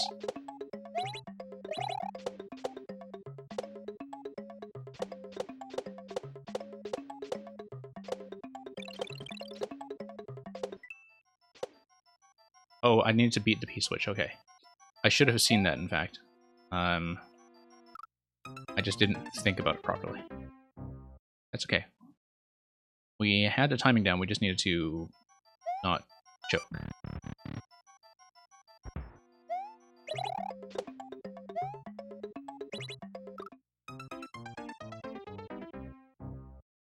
Yeah, I mean, Big P, we'll definitely give it a fair shot. It's more that with precision, I might not necessarily spend too much time on it if it's just, you know, I don't want to wipe on the same jump on video for half an hour straight, like that's what I'm saying. If it's something where I feel like I can progress through reading the obstacles better and better as I go along, then sure, we'd absolutely stick with it. But if it's something where I feel like with my technique, it would feel like a little bit too much like trial and error, then I'll certainly take a look at it. I just don't know that I would stay on it very long.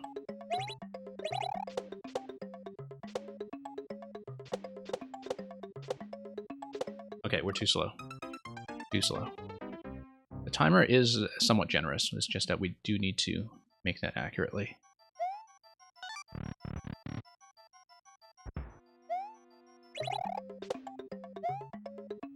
No, missed.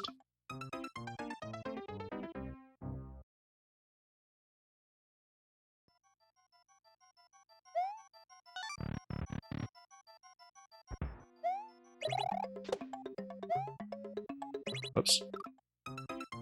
Making decent progress, though. We did clear 2 segments. And 2 segments that I think would be pretty easy to recover when I do eventually want to do a full run.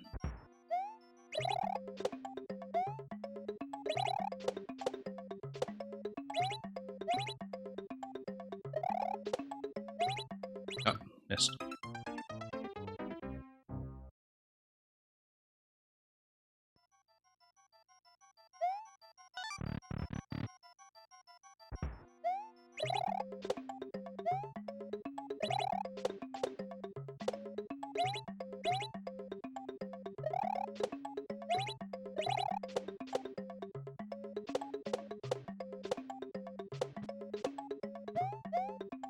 We're through. Okay.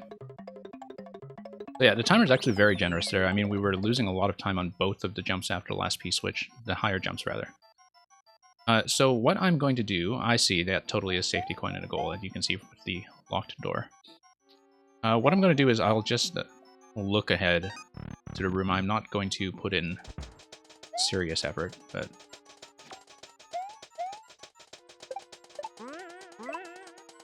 Oh, I see. So it's going to be catch it and then jump. Yeah. Okay, we'll take a look at this one, just to see what we are dealing with. Okay, so that's going to be Yoshi swallowing and spitting. Okay. Okay, and then you need to land on him. And then it's going to be a sequence of jumping off Yoshi and occasionally swallowing fire and spitting. Okay. So that's what we have to look forward to.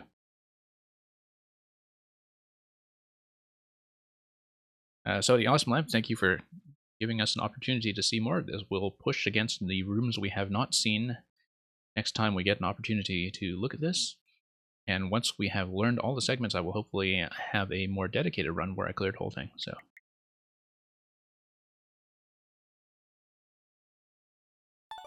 thank you for that. Let's move on. Decent progress so far.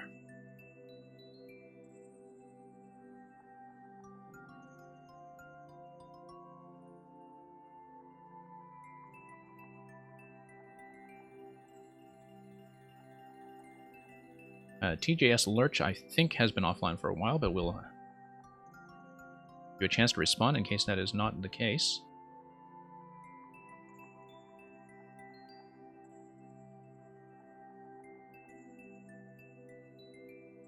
So, TJS Lurch, please respond. If not, we will head onwards.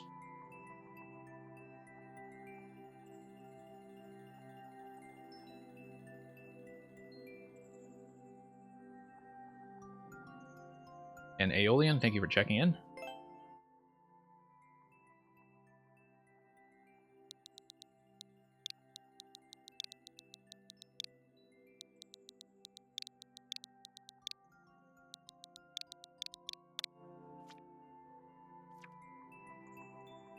Delta Orionis. A mysterious warehouse with suspicious security. What secrets does it hide? Okay, puzzle level with about 6 minutes on it.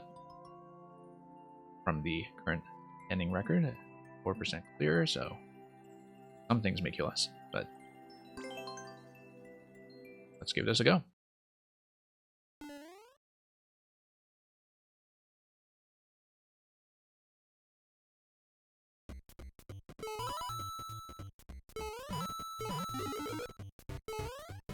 Okay, so far this feels pretty standard.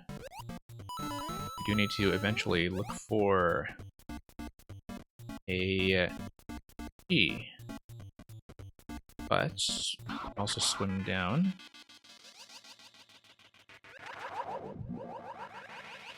Grab a flower. Okay, so kind of an exploration platformer so far as we think about how this is going to manipulate the entirety of the layout. We haven't actually been checking the pipes, I guess, but let's drop these as well.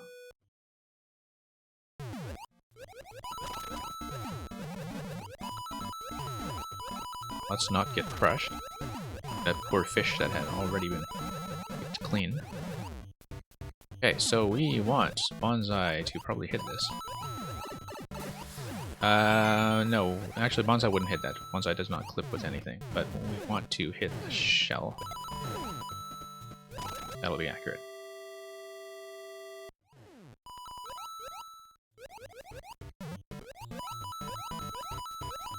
Swim our way through. Yeah, kind of an interesting adventure level so far. It doesn't feel quite like anything else.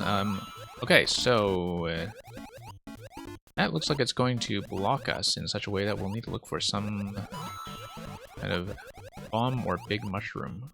Oh, there's a key. Interesting. Oh, it's just telling you that you'll want a key when you loop back around, because that will take you through the key door that we saw at the very start. And yeah, it's nice to have a bit of a break when it comes to difficulty and have some variety. So, absolutely no worries about more standard feeling levels. I don't know if that was obvious to me, but we'll take it. Of course, if we were able to take damage there, I probably would have checked to see what else we could do with it. Oh. Oh, I was not expecting that invisible block. I guess it's an entire row of invisible blocks there. Okay. Yeah. More Boom Boom coming this way. I think I need to drop Boom Boom. If I drop Boom Boom, then... no, we can just ride a track. What am I doing? No need to make this too complicated. These Dry Bones and Koopas are very heavily armed. Let's see. I see, so the track is more or less evenly spaced. We just ride this up. I feel like there is some kind of story to this level in terms of the theming that I have not understood yet, but we're just going to follow it and have the adventure. Don't worry about that later.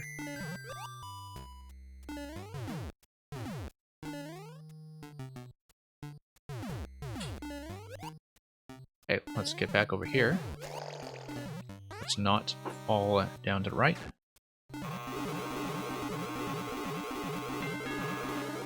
Oh, okay. A little bit of guesswork here, but we'll take it. Oh, okay. Well, at least we know that there is a block there that is valid. Definitely felt like I was guessing a little bit blindly, but...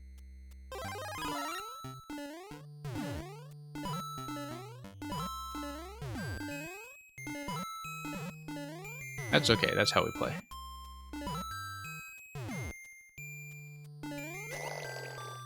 Oops.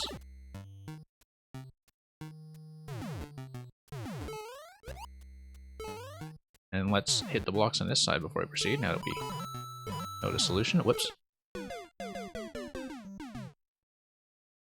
Yeah, there was probably some kind of clue that I'm just not reading there. Would not be surprised to find that that's the case.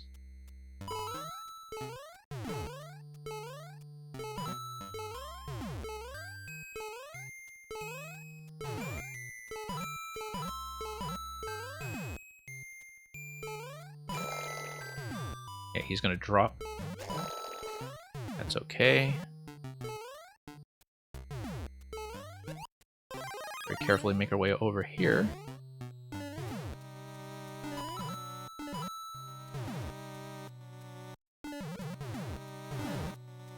Slide gently down, and we are through.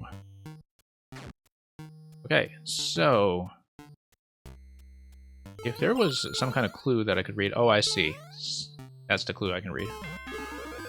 That makes sense.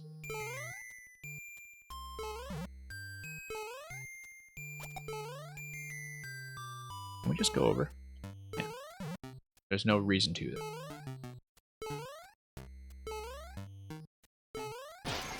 Except we wanted to be on his left anyway, so that works out.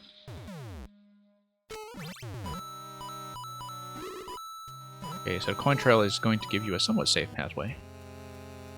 Past the Rocky Wrench. A P-switch will eventually do something for us once we are past the on-off. The P-switch will let us get up the right side here. It'll be a bit of a timed platforming challenge, so let's look for an on-off. Magic Koopa.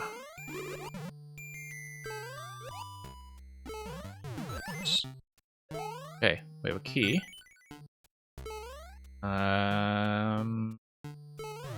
Don't know... Okay, there's the key door. Yep. Looks like there will probably be an on-off toggle followed by a little bit of backtracking. Okay, let's not get wrenched.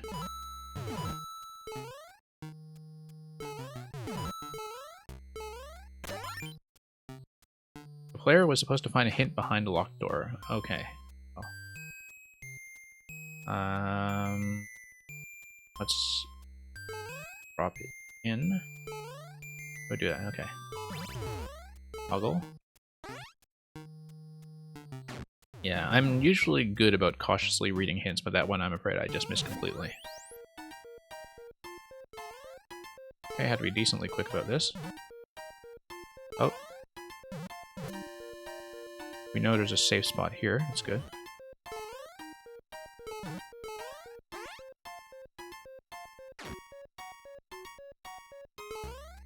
And yeah, it looks like we can probably bump that. Yeah.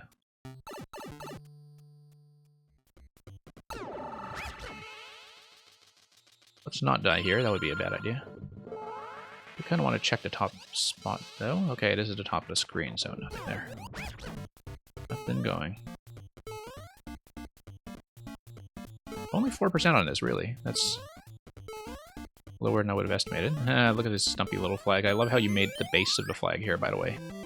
Even though you've clearly built half the level up to it and covering a lot of the lower tiles, you still have the illusion of the flag base, and that's a very lovely little touch. So, only a minute 10 or so off the record on Delta Orianus, so thank you for that submission. It was actually very nice to have a level like that kind of breaking out the base. So I totally did not see the hint I was supposed to look for, though. Did not recognize it at all. But, you know, you could see the solution from watching the ceiling, I guess, if you knew to look for a vine after one attempt popping everything. Thank you for all the GGs. We totally do need a GG emote. We'll have to talk to an artist about that. Okay, Schluggo. You are still here.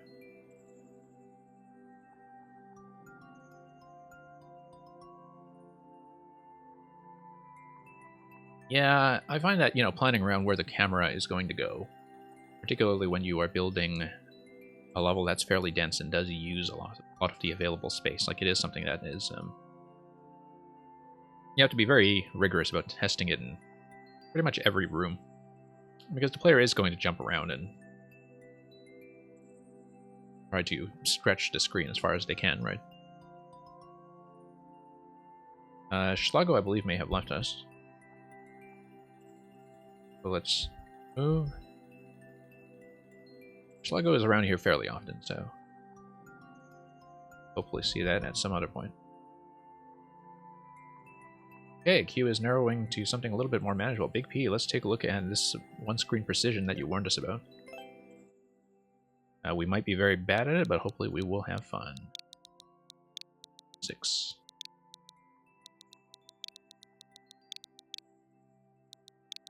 Yeah, I know there's always a bit of a feeling of dread when you are a few spots down in the queue and the streamer just says how much they dislike levels of a certain sort. This doesn't look that bad. 0.08. Team Precision. And, yeah, Wes Ekin is a very nice streamer. He actually sent me a very sizable raid a little while ago, and so following his stream in return, and, you know, we've been passing some stuff back and forth, so very glad to see something from one of the projects that he's been putting on. We see this is going to be Night Castle with a swimming element. And so we'll just see how that goes. Only one clear on it so far from set 7, so I do not necessarily expect to clear it, but we'll hopefully be able to get some enjoyment out of figuring out the obstacles one at a time.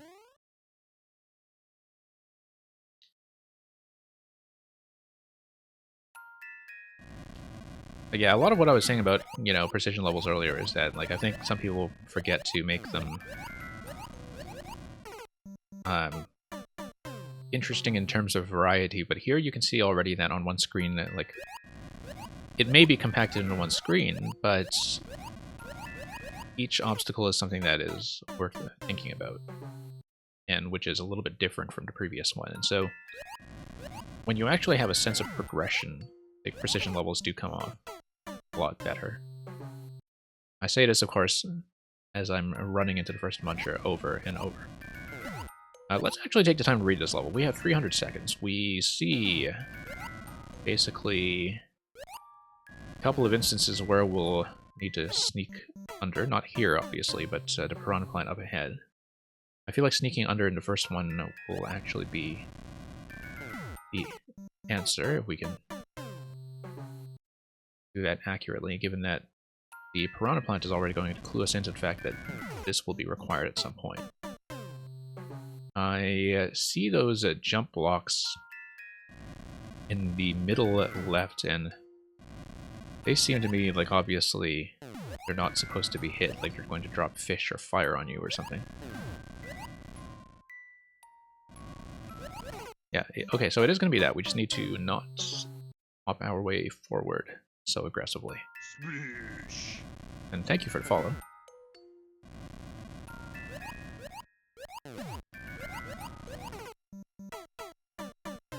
But hey, we might even have a consistent method for first bit, so.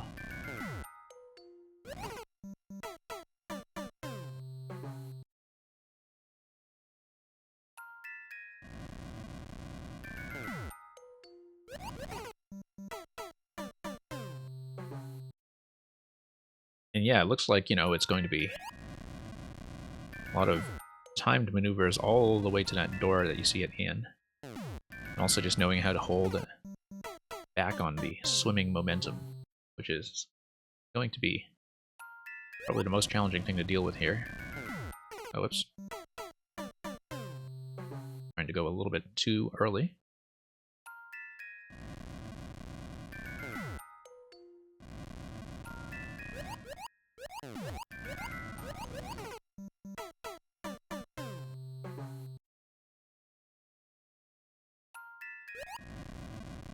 Okay, so yeah.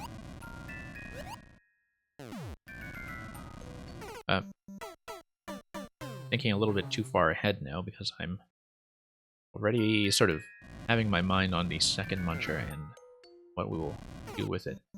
Under is clearly the method on the first muncher. We just need to avoid overshooting. That was undershooting, which was equally bad. Whoops.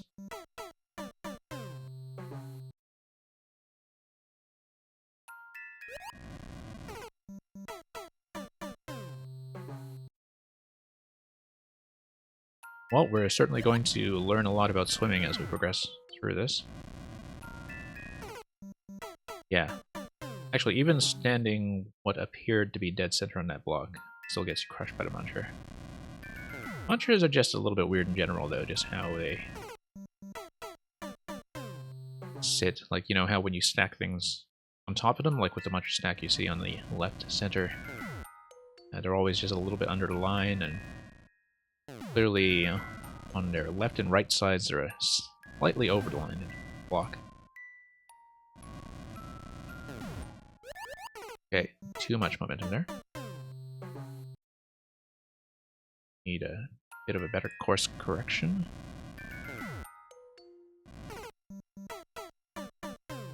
We'll see if we can at least get through most of the box throw.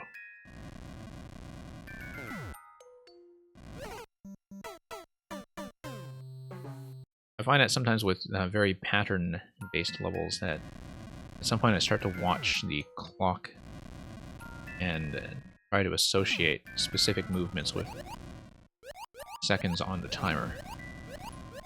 But given that I'm constantly manipulating my position with swimming, that might not be ideal. But we need a better arc going over the buzzer. We cannot spam swimming twice. We need to hit it once and kind of hop over like that. We need to find a nice position, sail over.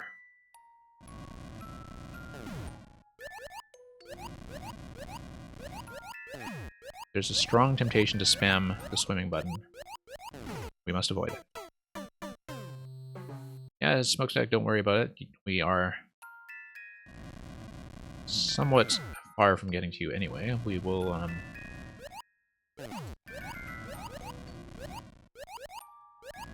yeah. I will probably be instituting some kind of sub-queue fairly soon, since the viewer level sessions have been growing fairly rapidly. I don't know if I'll necessarily do that sort of on the main viewer queue the way that people generally do, where they switch between next and sub-next. Or if I'll just have some kind of separate sub-session. But there are a couple of things like that I have to set up. Like, I'll probably have to set up a community Discord just to discuss these things and see what people like in terms of how we manage.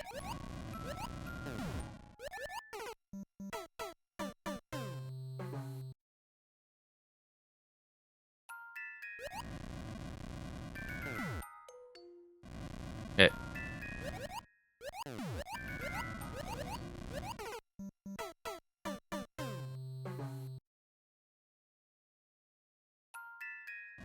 Yeah, we'll see if we can at least get past the second Muncher and over the buzzer.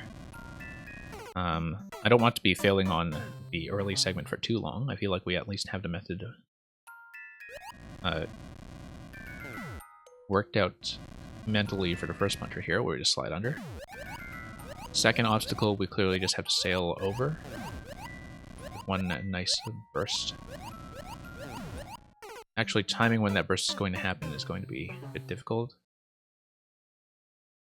I don't know if the idea is that I slip over or under it. I feel like it must be over. Then actually getting in a position for that is a challenge. Because that Muncher just comes up at me right away, and I don't know if I really have the headroom to float over. So, for example, let's practice the float, right? Like,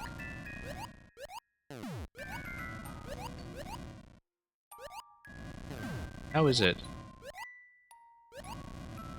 Yeah, actually, when you leave the ground like this, the momentum acts a little bit differently than when you're bobbing in the air, so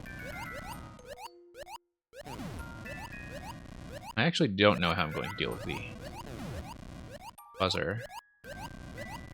Because I don't really have... Yeah, I just can't let myself move up and down more than, say, 1 pixel at a time. So it is very much a rhythm thing. Slip under.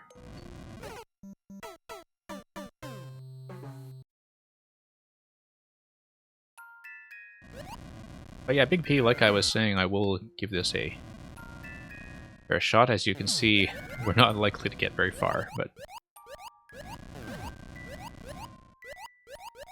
at least we had something to read in this level, which is nice. It's clearly a lot more going for it segment by segment that we have not seen yet.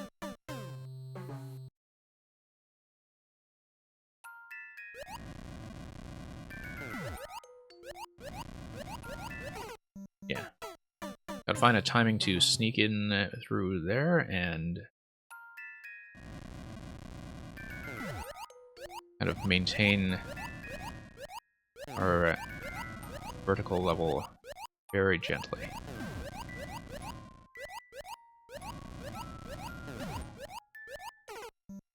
Okay, that's actually meaningful progression. Getting over that second muncher.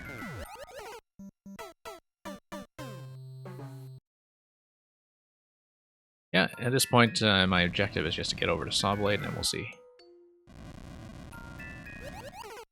I'd also consider it a win. I mean, you know, these are things that you just learn segment by segment. And with only one clear on it so far, I'm not expecting to match that.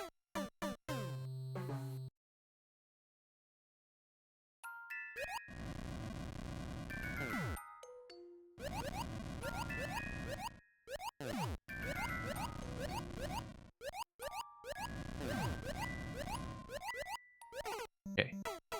Popping a little aggressively there, but at least we getting some clearance over to second muncher now.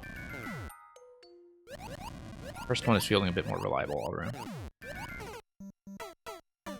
Yeah, so I need to be kind of on the top left of the Sawblade, and then I input a bit of a bob there to take maximum advantage of the slightly increased headroom that we have on the left and right of the grinder.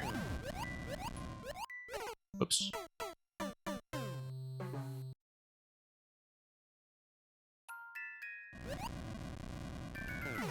Oh.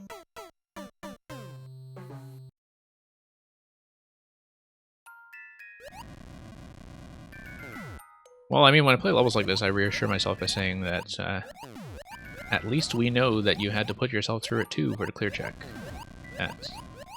That's something that, unless you're very precise yourself, would probably take you some time. Even as somebody who knows the obstacles and lays them all out one at a time, right? Like, this is not a level that is made much easier by knowledge. And so even for the creator, I would imagine it's pretty hard.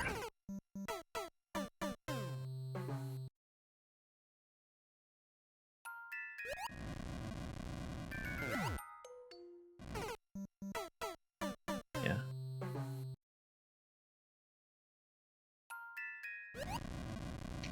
So, you know, in some sense, much respect to people who do sign up to partake in projects like Team Precision, because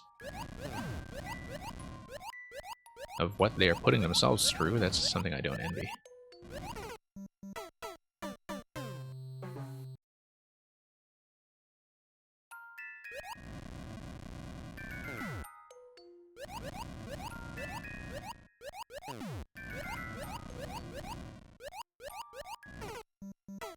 Okay, a little bit late there that time.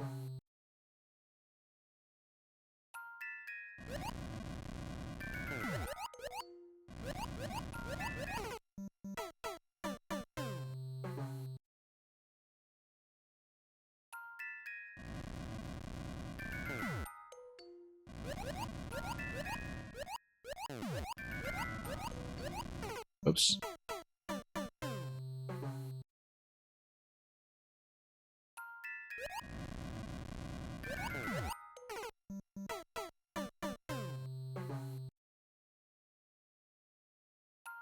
We should have known to go under. Of course, we know from the second muncher that we can go over. They are the same kind of track setup. Identical track setups, in fact, so... Can go over the first one as well, but I feel like going under has been very reliable for us. Whoops. Trying to find a good position there, and I just bobbed a little too high.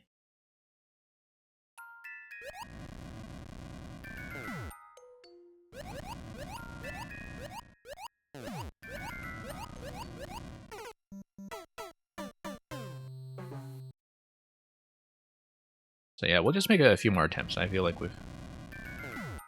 we realistically have not made that much progress, but we try to get over this little hump here at least.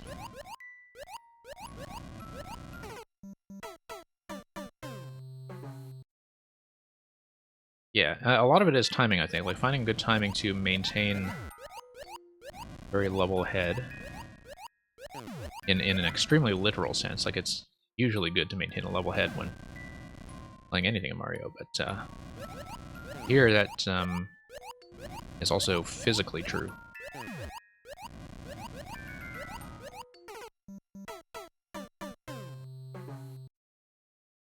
In fact, I wonder why that is not used as a descriptor more often.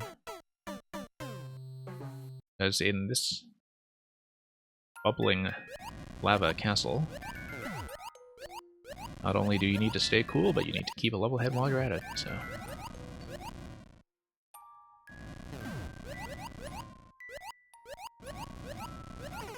Oops.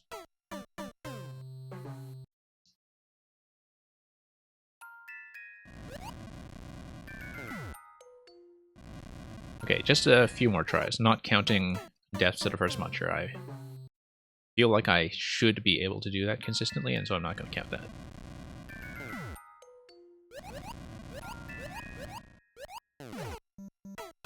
But yeah, finding the timing window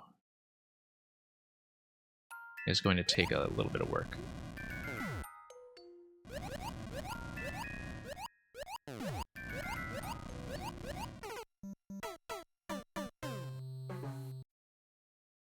Yeah. Very clear to me, too, that those jump blocks in the middle left are not to be bumped. I am kind of curious about what's in them, but not so curious that I would deliberately try to bop them if I were there. And, you know, it's actually the exact same kind of obstacle here in terms of having the one-tile gap over the grinder blade. So, figuring out the floating pattern over the grinder is something that you will have to do anyway, with a decent level of consistency.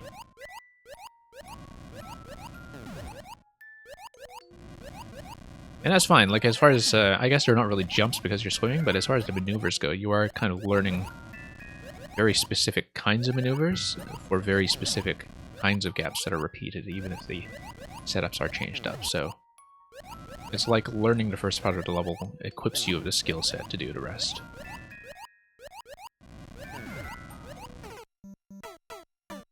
I do think, however, that we are unlikely to make it over at this point, so we'll just give it one or two more real tries. And probably just mark this as a loss.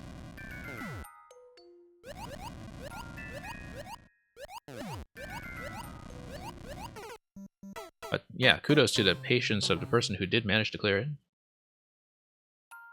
I think we will call it at this point, so. But thank you for submitting that. That actually is, at least, interesting to look at and wonder about as we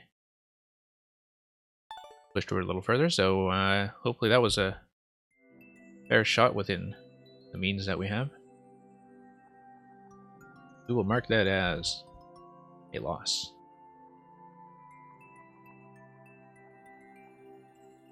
And thank you for dropping by.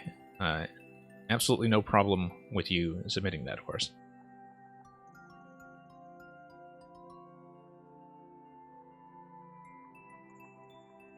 Well, I mean, GG, yes, for the level. I was certainly not the victor there.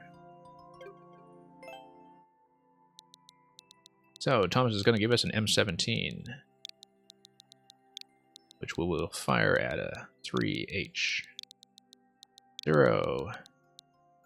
Metroid Prime Federation Force. Okay, simple platforming fun. Definitely a very popular level of yours with a bit of an on-off element to it, by the looks of it. So this is, I'm sure, going to feel much roomier after the one that we had just failed to complete. Water precision is a specialty. Yeah, it's is a very specific skill set, I think, and one that definitely has a lot of room for design, as you were showing off there.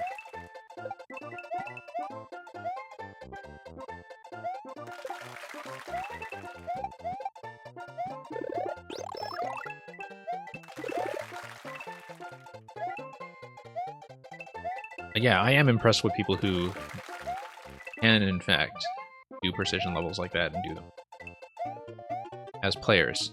Like, you know, that I don't feel like I have the mindset for them at all, or the skill set. So, but the fact that, you know, people do get a lot of clears on those, I definitely think is an experience I can understand as somebody who, you know, likes certain levels as well that I think are not to everybody's taste.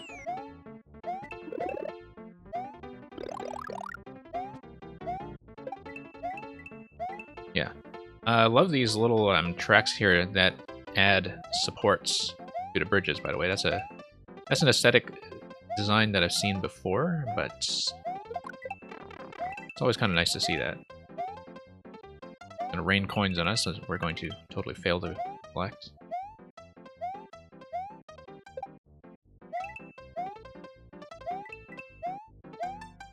Okay. Sure, let's check that. I don't know if you necessarily need to mark something like that with a box, but it's true that maybe in Mario Maker people are much less exhaustive about checking spots than they would be in a standard Mario game where one-ups matter, but maybe playing levels in Worlds has changed some of the perception around that. Who knows? I find that when you have bonus one-ups, though, like, it's kind of a way of saying to the player, like, thank you for checking this spot, right? Where, you know, if you have a bit of a more experimental player, it's kind of a pleasure to see sometimes that the designer is one step ahead of you. Because, you know, in a Nintendo level, you would look at a spot like this and say, I wonder if there's a one-up there, and you check it, and it's very satisfying when you guessed correctly.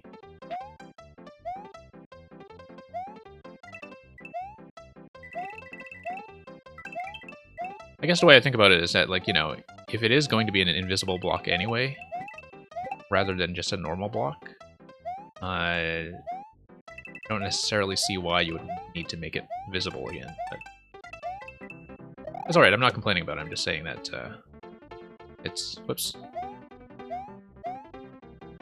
something that just seem a little bit strange to me, that's all.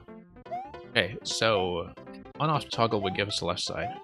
You know what this is strangely reminiscent of is the first level in Super Mario World Special World, where you do have the vertical climb.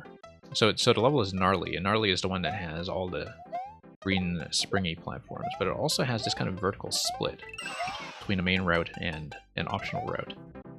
The first time you make your way up through the layout.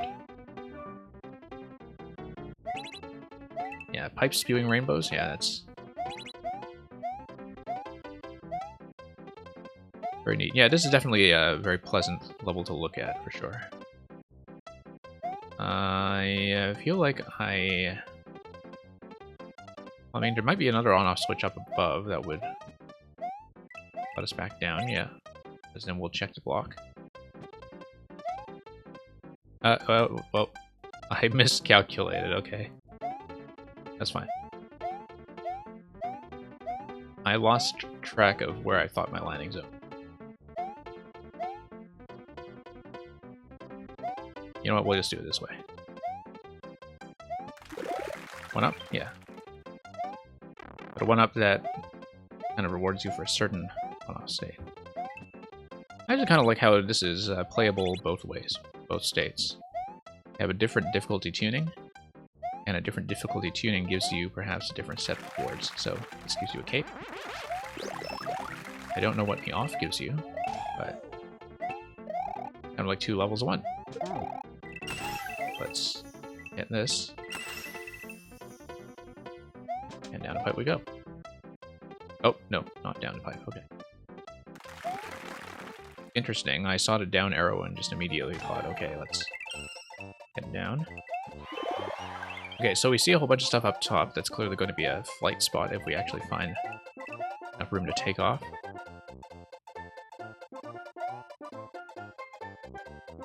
Okay, no, that's just clouds. It's just decorative. Thought the cape was going to give us something. But instead, we'll just grab this stuff. We're going to go inside here just to check. Sure, we'll take that.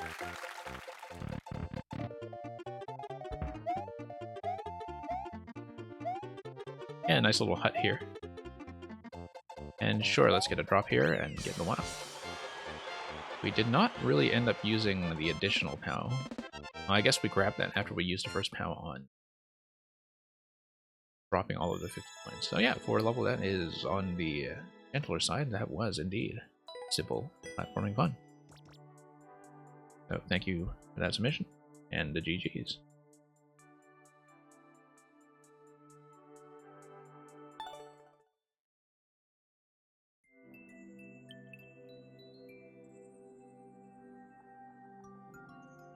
Okay, Logan was never taken. Or was he? I think Logan has in fact been taken.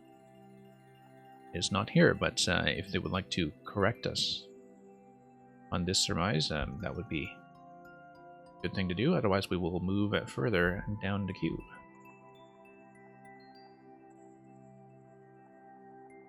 So, remaining in the queue, we have Dish King, Ogner, Tyrion. And I believe Dish King left, so Ogner will probably be next. So we'll move Logan.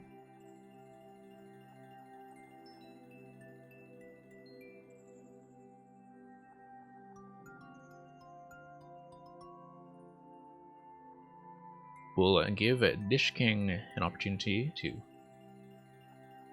tell us if they are here. Warp World is going to cooperate with us. But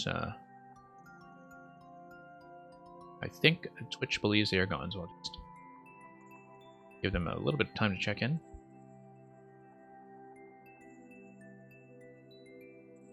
Now, since we are down to the last two, we'll see how we're doing for time afterwards and whether we could potentially take any more. But plan A will be to kind of take our time and make sure the final submissions get a proper look.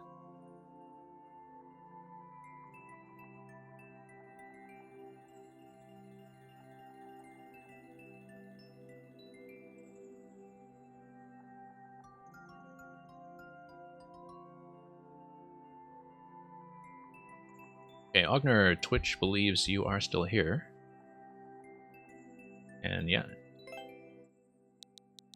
XHW. RFN. NF.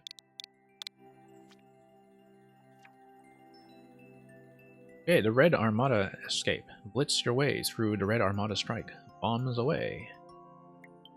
And yeah, we see a pretty neat spaceship with up arrows in the opening door, which tells us something about how that fiery clown car is going to go. Let's take a look at this level from October. And fight our way through.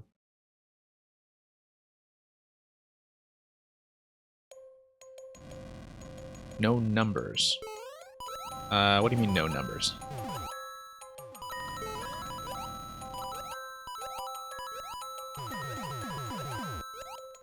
Oh, whoops. Did not see that column there. That was...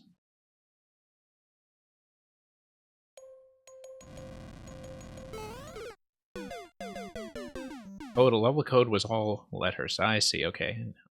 I didn't notice that. For some reason. I guess, I mean, I don't think it's that uncommon. Given that, you know, you have a full character set, almost, minus some of the redundant letters. And so, out of, say, 30-ish characters, a third of them are going to be numbers, and so you folks can work out a probability for yourself. I don't know why I went for the right side instead of taking the lift. clearly I wasn't going to have enough room to check that for any bonuses, even given the airship theme. Yeah, actually, a very nice use of the airship theme, not only aesthetically, but as a unique style of platforming challenge, as we have these slow drops onto bombs. I did not see the spikes there the first time at all, because I just never had any trouble with them. Every time you've seen codes with no numbers, it's usually a hard level. Okay, well, I would assume that there's a bit of a small sample size there that you're working with. So it might just be that you just see a lot of hard levels generally. Oh, hey, that's very satisfying. Okay, running into the fire, not so satisfying, but doing that segment quickly with short bounces, like that's well laid out. Very thrilling, actually. Even though we didn't quite nail it in that time. No, we should just be patient. Well, I mean, it's obviously a superstition, but, you know, that will be a pattern that we can look out for from now on, just for our own entertainment.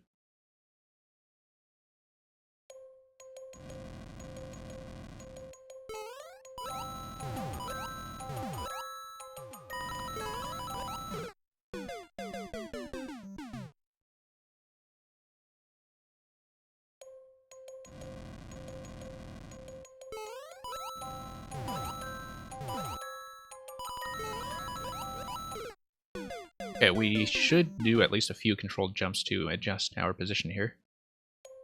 It seemed like things were going better when we did do it that way. It's that surfing over everything was enough of a thrill previously that I wanted to see if I could recreate it.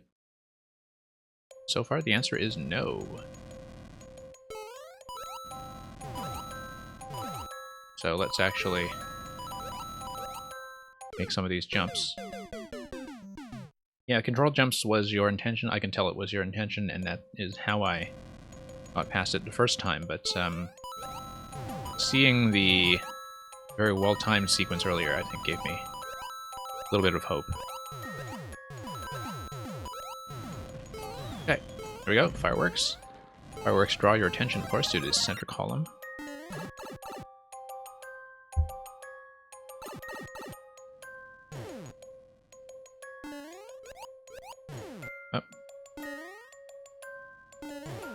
Okay, it's semi-solids anyway, so we should just go through the middle.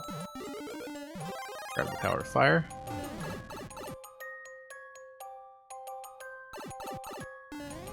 Yeah, definitely a very pretty level to look at so far. Of course, we'll just let all of these coins fall on our head. Okay.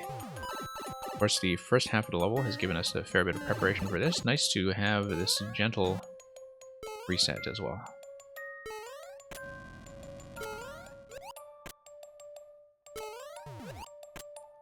Definitely not expecting to have that margin of error. I will take it. Checkpoint.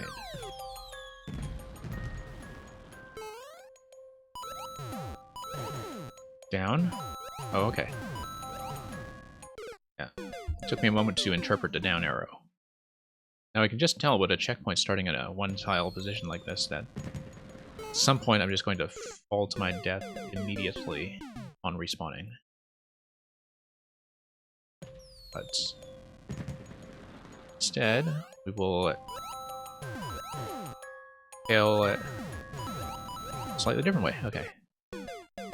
Timing was fine that time, distance was not. And yeah, I guess it hits the checkpoint firework every time you respawn.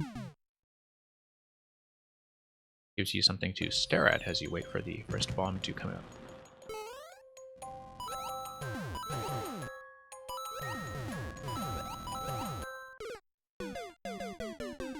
In some ways, I'm kind of impressed that the drop timings even work, given that the spawns are dependent on the player's position with the camera. Obviously, with this first jump here, you are forced to just go right at a pretty reliable speed.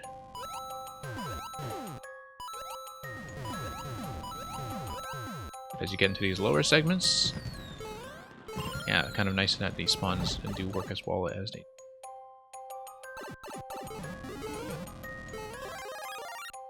Okay, Fire Flower and Key on the left side. That's interesting. Whoops. Okay, no, that was a mistake. We should have just refreshed that room.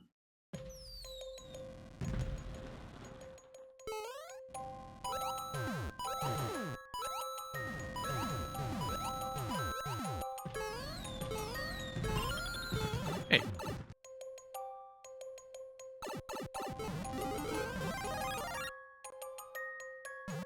I see. So we have bombs that come out through the middle.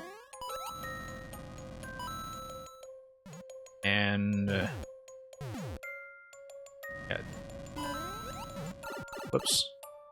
Well, I mean, we know how it's supposed to work. It looks like there will be some kind of on-off toggle that takes through, but then starts dropping things from the pipe. Dropping things like the... oh, no. Yeah, bombs. Okay, nice. Oh, that's really neat. But then now we have the platforms to work with, so we can just sneak under. And head back up.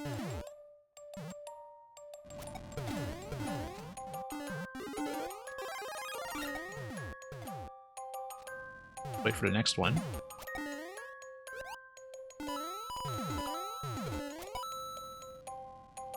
We do need to catch one as it's falling.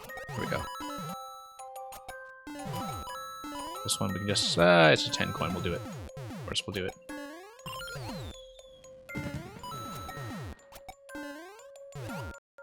No, we want to get on that second bomb. Once we get on the second bomb, we get through the key door. Nice.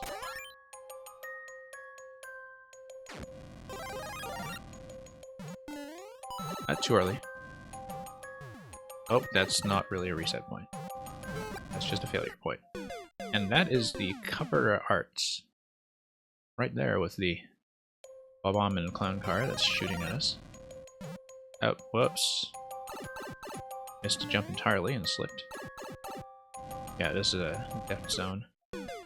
Now, unless you built substantially underneath that, like if this was a part of a vertical zone, I'm not sure why you have that guarded with spikes rather than just as a pit, but I guess must be, yeah, a vertical subworld, and so I guess you build above another layer.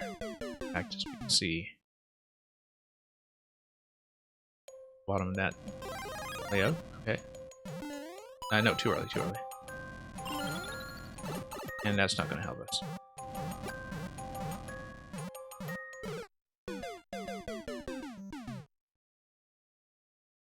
Yeah, no space for pit. I do understand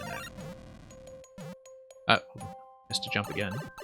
Trying to jump a little too aggressively off the edge.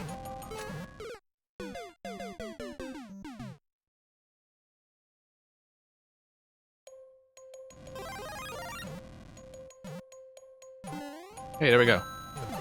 Oh, nope, got caught in the explosion, so we are now taking it a little bit too late. We need to jump earlier, so we don't have that blow up in our face. Nope, too early. Too late. Or too early, rather.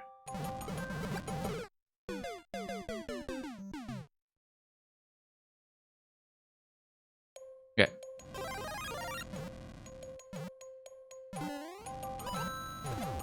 Oh, I see. So, no, I need to skip over to the second bomb after that. I can't hit them consecutively. If I try to hit them consecutively, they will get blown up by each other. Yeah. Okay. Okay. Yeah, I find that I'm having some slight visibility issues on the bombs that are inside the columns. I do see them now, but when I was reading it for the first time, it took me a moment to see that they were there. That's okay, we know what's going on.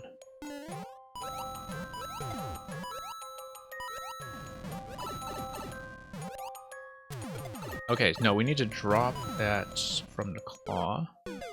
No, we don't want to drop it from the claw. We want to get... Well, yeah, if that drops from the claw, then we can bounce on it and get on the claw ourselves, right? Okay. Yeah, following the coins, I see, because with the 2 coin and 1 coin setup, that's for a double bounce on the large bombs.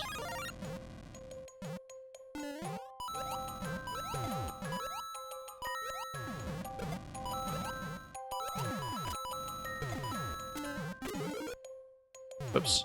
Didn't get enough of a swing there. I saw what was happening and I still missed it. I guess those 10 coins are mostly for the cover art, because if you fall down there, you are going to die pretty quickly. Whoops. Accidentally nudged that. And that was salvageable, but we missed our opportunity to salvage it.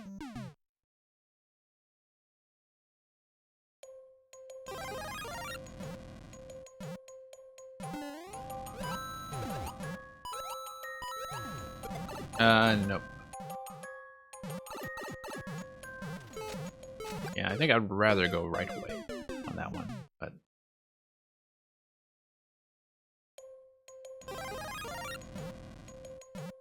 nope, too early.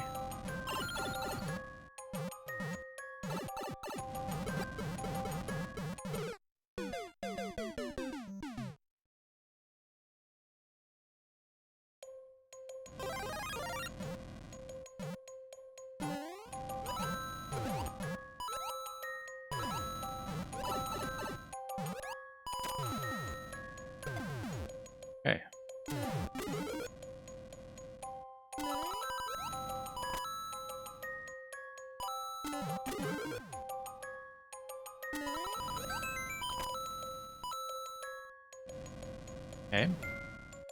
Okay. Nope. That did not go well.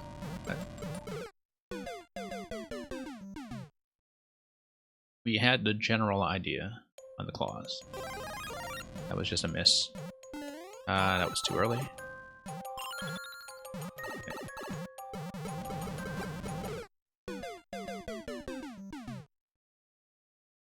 Yeah, I preemptively was swinging back and forth because that's what I did on the first 2 bombs too. Build up. Bit of a swing on a claw.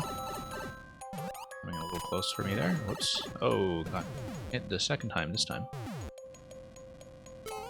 Nope. Yeah, we don't need to be swinging that hard anyway. I should just be winding up the swing after I launch the bomb. There is plenty of time to do that.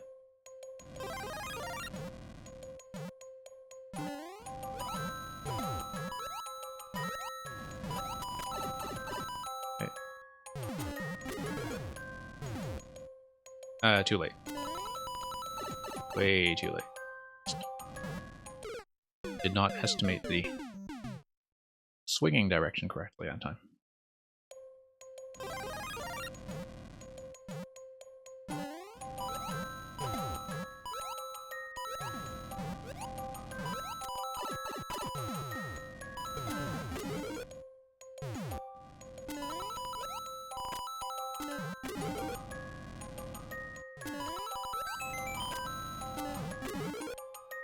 Yeah, it opens up the path. I see. Okay. Okay, so further up the ship we go as we embark on our little infiltration. Let's do this safely. Bad time to fail. Ah, okay, so we squatted on this and dropped the bomb here, and that will give us a shooter segment that sent us right through the first car.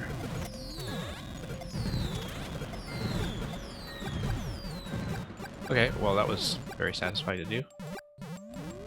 Guess there's no particular advantage to trying to sneak around here top. We're gonna try it, of course, because I play.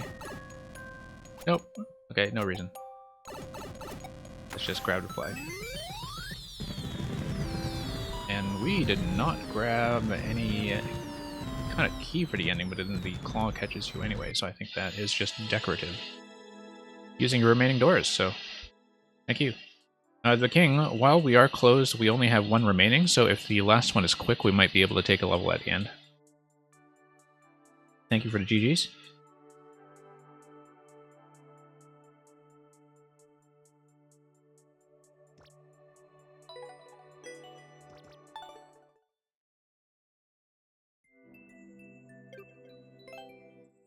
And yeah, thank you as always for the submission.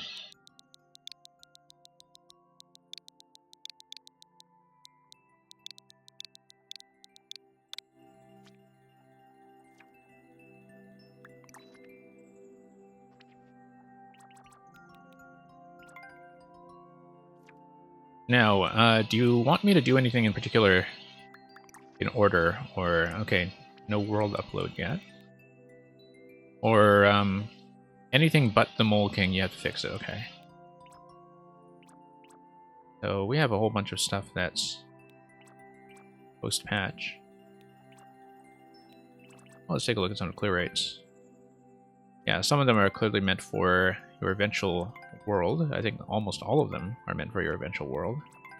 And that's fine, it just means that we'll probably revisit them at some point when you're finished. So let's do...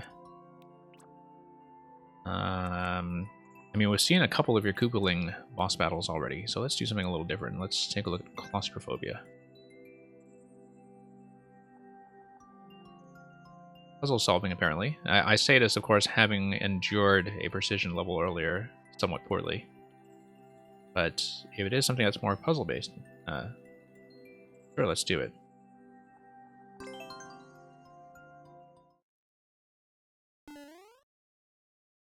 So yeah, you folks who are joining us recently, while I have been closed for a while, if this goes well, we might reopen for 1 or 2 more. Zero, it's fine. This is technically the last level, but because it's the last level, if we get through quickly, I may do 1 or 2 more. So, I just didn't want to guarantee completing anything after this point. So I think if we drop this, we do in fact have time to get through, yeah.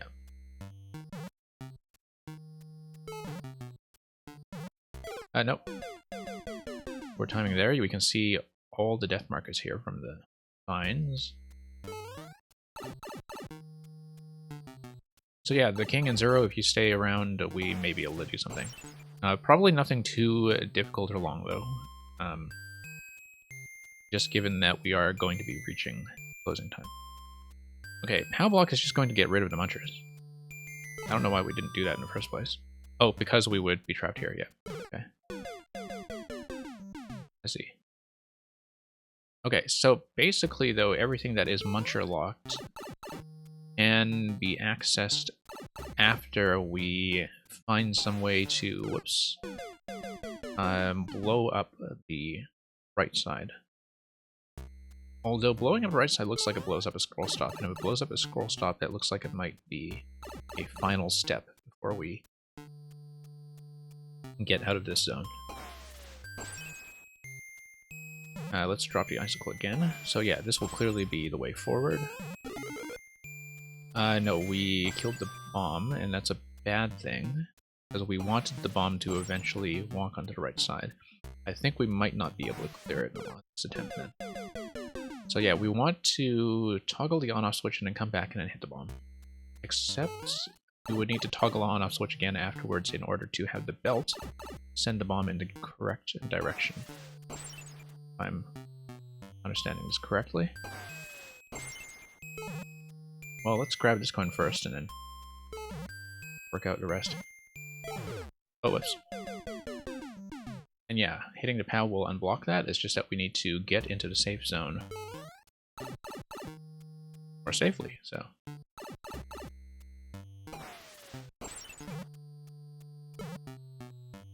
Oddly enough, it definitely feels like it played more single-screen rooms back in Maker 1, despite the lack of scroll lock in that game.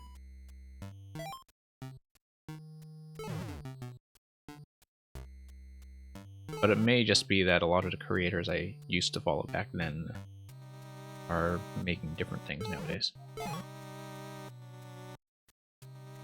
Okay, so while the on-off switch is set to on, that is the time to hit this. Because otherwise that would be blocked.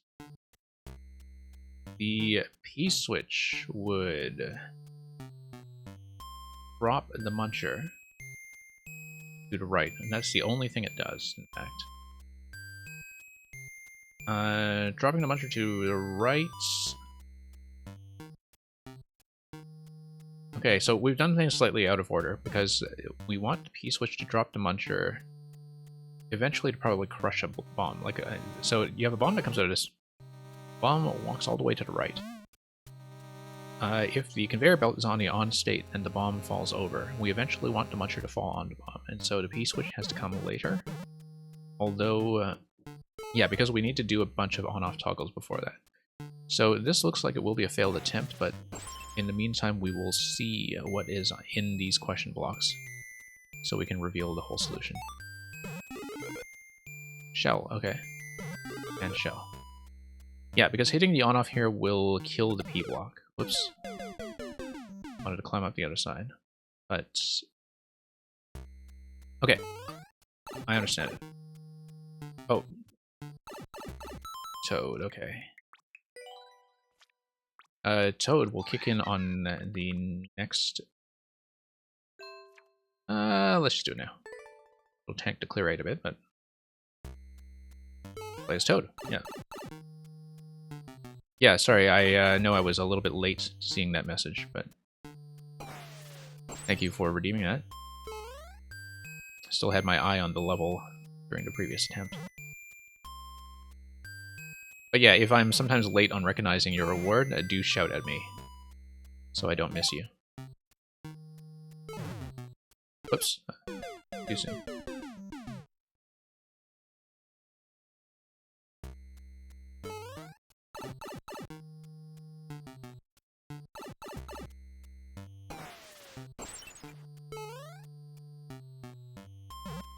Okay.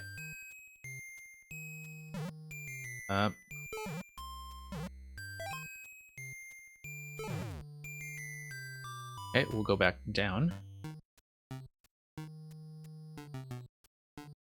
And yeah, we'll eventually have an opportunity to come back up for the pink coin there, so don't need to worry about that yet. Currently, we just want to open up the bomb. Now, the thing is, because of the way the shell mitts are set up, we have a limited number of opportunities to hit on-off switches, so we need to be very careful about when to hit them.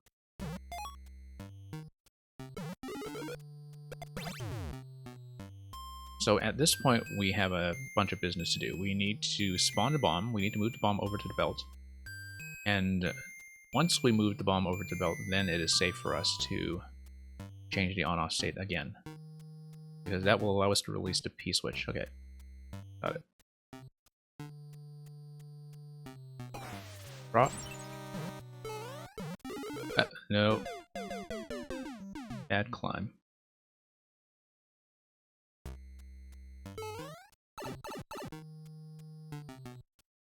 Yeah, I mean, with a level like this, it is very clear when you have to reset. Like, there is one very precise sequence. And it's short enough that it's okay to have just kind of one solution sequence. Because obviously, since the question blocks do spawn things, they're not things that you can gracefully reset with a reset door, so... let's head back down. Drop this. Go on the right.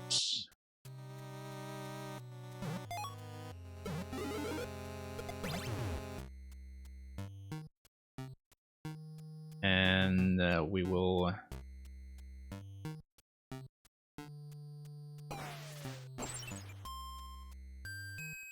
drop this safely. Now the next thing we will do is toggle the on-off once again and move the bomb. Then we'll do the rest with the P-switch. Pretty clear.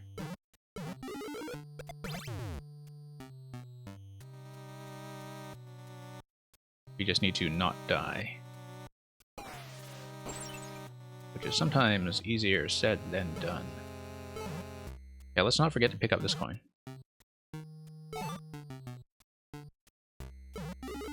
And hitting the P-switch will do everything else for us once the P-switch timer has expired. When the P-switch timer is expired, it will open up the passage and break the scroll lock, and then we will be on to the next segment, although we need to hit the POW first to get rid of the muncher. Checkpoint.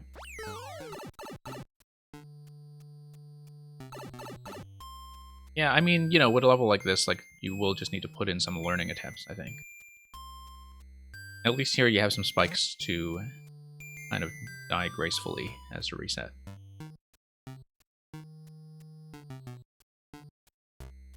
To a certain extent, we can also infer what's in some of these blocks. Like, so for example, the one that's next to the on-off switch in the top right, clearly that's going to be a shell that gives you the activation. Let's grab some of the low-hanging fruit first. Such as this guy here.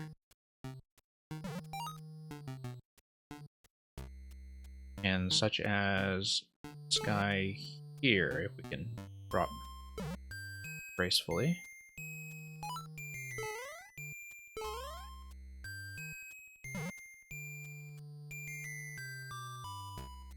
Okay, so clearly the jump block up top is going to drop something on our heads. Drop something that's going to perhaps walk over. Let's think about what the on-off state does. The on-off state drops the POW. The POW may be over a semi-solid that allows us to actually hit it. I imagine it's not a straight drop. We'll also open up this segment here. We know that we need to hit both POWs because that will unblock the munchers that are in top middle. And it will send something over to drop something out of the jump block. Okay, so let's actually try to do this quickly. At some point we will have a P-switch. The P-switch drops the blaster. The blaster will drop on top of something like a bomb, probably.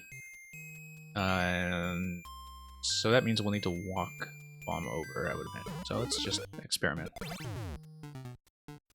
Okay. What's this? Bomb, okay. Okay, so the bomb has to... Oh, uh-oh, key death, key death. This level does need a safety coin, unfortunately. Because we have to redo it. It's okay, we're running out of time anyway, but we actually have to redo it from before checkpoint. Because we needed that bomb to be alive. And what's this? That's an additional bomb, okay. Now, why do we need 2 bombs? Because that bomb drops something off the left side. Now, yeah, because at this point, I'm wondering about how to convey a bomb over to the right side. I would assume it's because you hit invisible blocks or something here. The key is optional? Okay. We're gonna redo it anyway. It's okay, first part is quick. We know how to execute everything there, so... If I really fail miserably at doing this, then no, I won't redo it, but... Since we were out of time and since we have the solution to this part, we might as well try.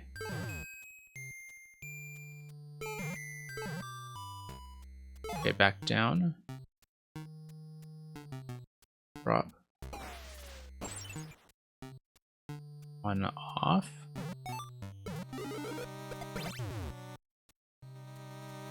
Icicle. Let's wait for the second drop on the icicle just to be safe.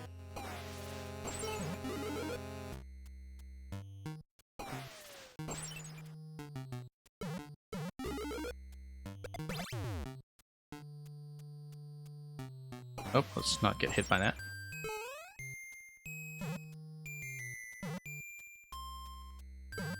And a P-switch will get us through.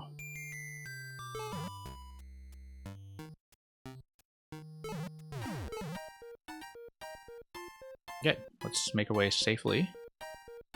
Not get hit by the icicle. Get ready to hit the POW block when the muncher drops.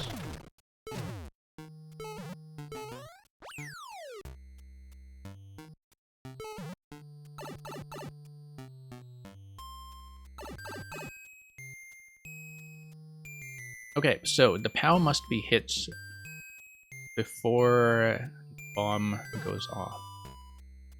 And I believe there must be invisible blocks that create a path for the bomb to travel over to the right side.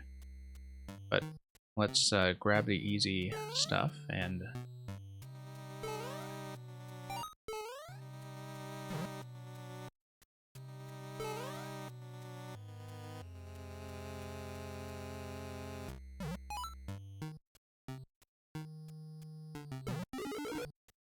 Yeah, so bomb out of both blocks, yeah.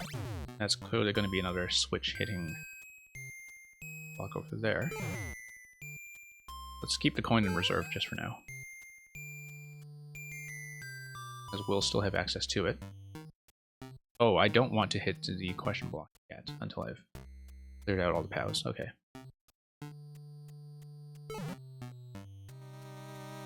Also, once the P-switch goes, where the P-switch is, I imagine the P-switch is actually the thing that the jump block spits out. I can't see where else it would come from. So the sequence is going to be P-switch and then drop the blaster with the on-off state. So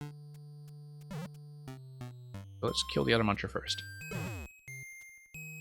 Now we are safe to activate bombs.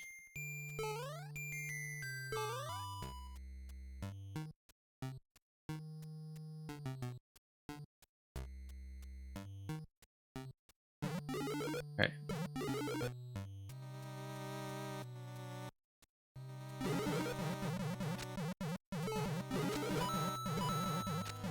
As expected. And P-switch followed by on-off. We can do the on-off first, actually. There's no reason not to. Yes, there is a reason not to. No, there isn't. Okay.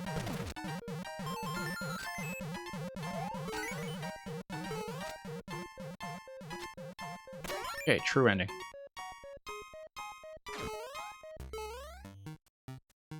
Not true ending.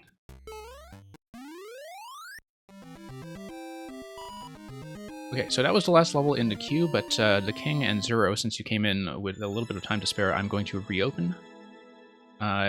Just give me one moment.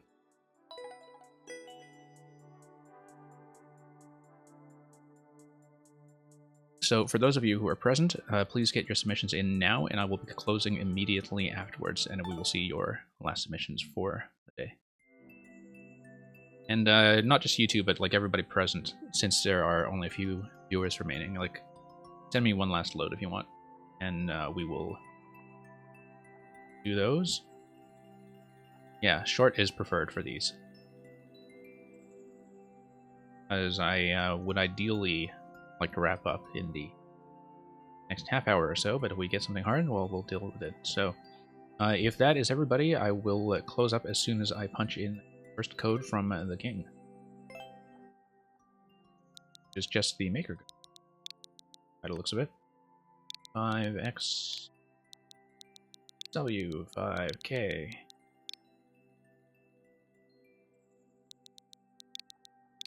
Yeah, and if you don't have any short ones, Hyperion, you know how to find me. Like, so if you don't have anything, I will just close up at this point. And, you know, we don't know at this point how long the remaining ones will take anyhow. Yeah, the King, since you're coming in right at the very end of the stream, I will probably not do Kaizo, but we'll see. If your world is a somewhat finished state, we'd also look at the first few levels of the world, assuming that it's not, like, Kaizo world the whole way through. But we can also do something that's 1-1, but you're a mushroom. That looks mighty interesting. Boss's Revenge. Oh, that's multiplayer versus, though. And yeah, we won't do the versus ones in case they are very much specific for versus, but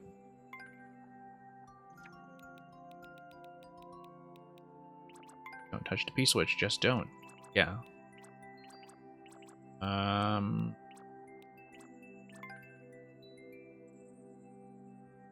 Short and sweet puzzle, that might actually be a good choice. Let's do this one. Why you leave me? We'll find out.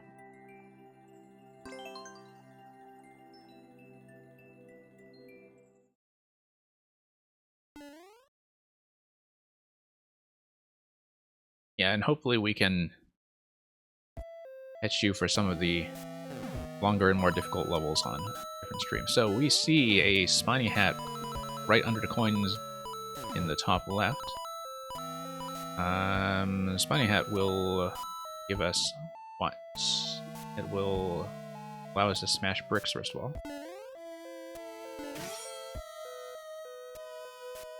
Got a one-way panel beneath this. I don't know what that's for, but... Okay, so hit that. Jump over. Oh. Oh, interesting. Okay. Because that opens up a passage for grabbing the key. We don't know what the key is for, though.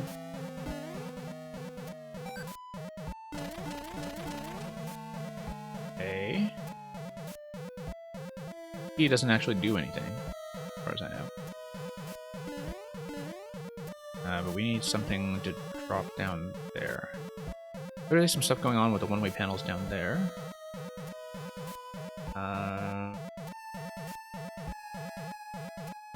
What if we lose the hat, actually? Because I feel like the spiny hat broke some bricks that we actually needed. Like, because we smashed bricks when we actually needed an item out of them, so... Let's start this over. You can see a clue, yeah. I'll take a look for the clue.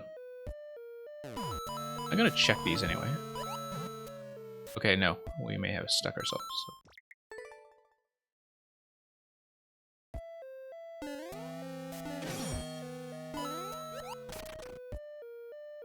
Yeah, one-way panels... Because it looks like the solution has to involve either a bomb or a P-switch. And my guess would be P-switch. But let's lose this.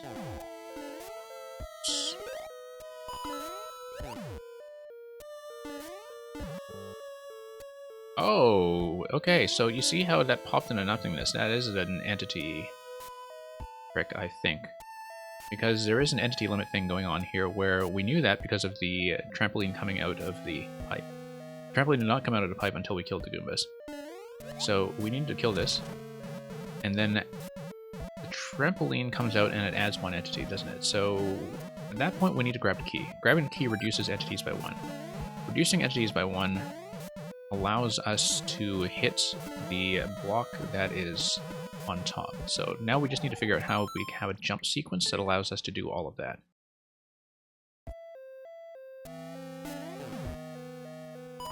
Yeah, because killing all 3 Goombas unlocks the trampoline.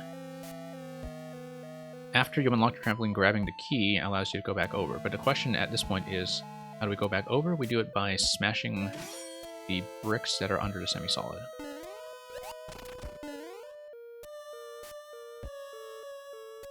Hey, Hotgam, thank you for coming back. Yeah, we're gonna do this. Smash, smash, smash, smash. Take damage. And that should give us a P-switch, right? Or a bomb. Okay, yeah, no room for a P-switch.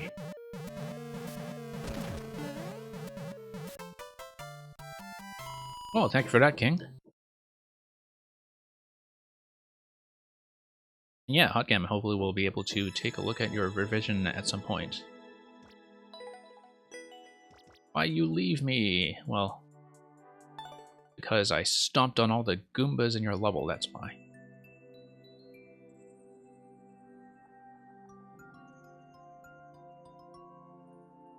And... oh, did we not actually hit next on that? Okay. Hotgam, we'll see how long the last few take us, because we already reopened the resubmissions once, so it will depend on time. Yeah, the King, I just forgot to put that in the queue to mark that as a win. So the bot just did not display that properly at all. Yeah, Hotgam will do the last one and we'll see how that goes.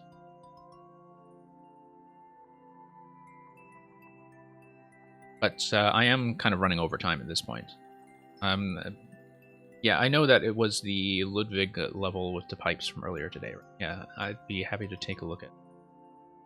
But for now, we're just wrapping up.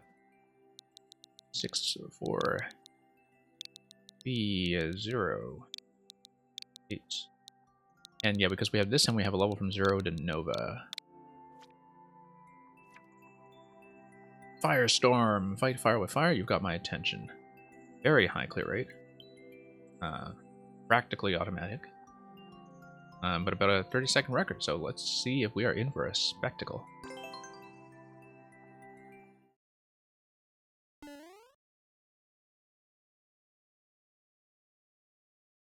Reached the goal as Fire Mario. Yeah, I figured that everything was going to be pretty safe here, just given the rate, but we have entered the burning Toad House.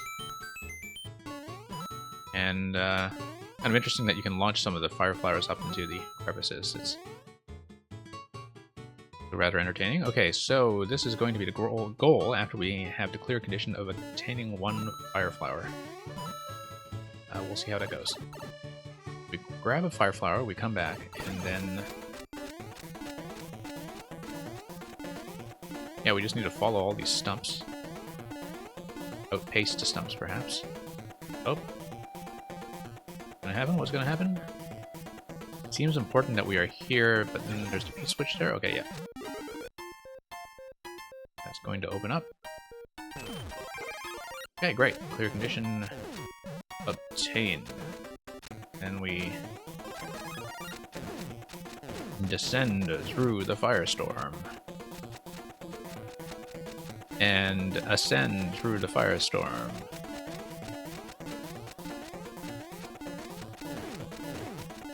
Oh, we didn't hit the switch. Okay. Was there an on-off activation that is still available to us if we just forget to hit the switch? Yes, because of the bombs down here. So we just wait for Firestorm to come down here. It will activate the bomb, and then we are through.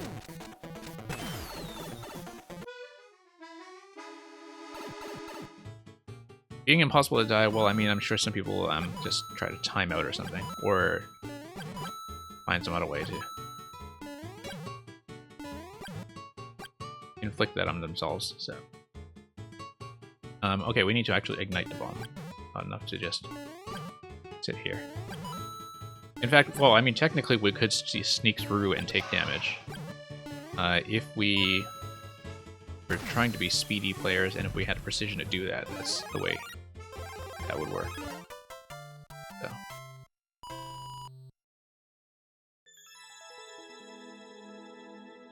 Okay. 80% level, reasonably entertaining and well decorated. Indeed, that was short as promised. Thank you for the GGs.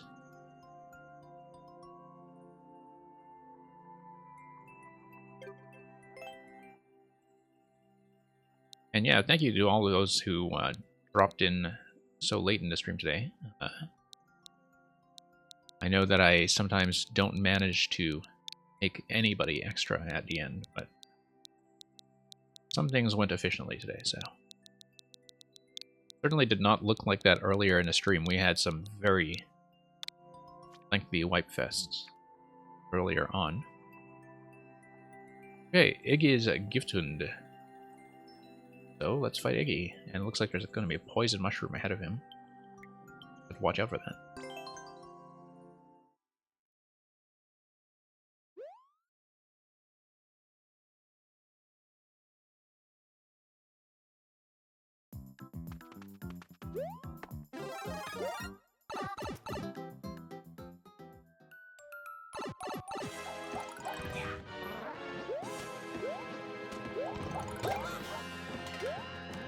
Okay, so we just need to dodge, actually.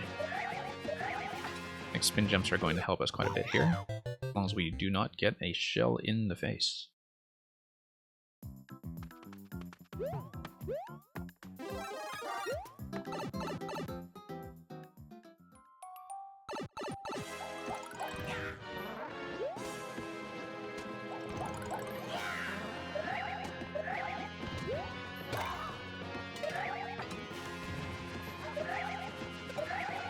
Yeah, letting him clear the chain chomps for us seems to be decent method here. Good thing he has nice big jumps to get back into the center position, because I'm certainly not following him out to the sides. There we go. Okay, that was phase 1. And is there phase 2? No, that's the boss. Okay. Neat little fight room. Very much just the one fight, but that was nice and pretty manageable given that Iggy was kind enough to jump back into the middle for us. We did not have the speed record, of course, but looks like that speed record is probably quite beatable. Yeah, we'll mark that as a win. And Hotgam, yeah, sure, we'll reopen for you just for the one mission. And we'll just finish on that. So, Hotgam, please submit.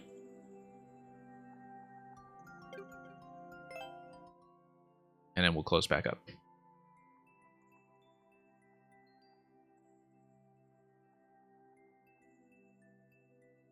Warp World has been a little bit slow today, but let's take a look at the revised edition of Ludwig's Mad Dash, which you have been having a bit of a mad dash to fix up and improve.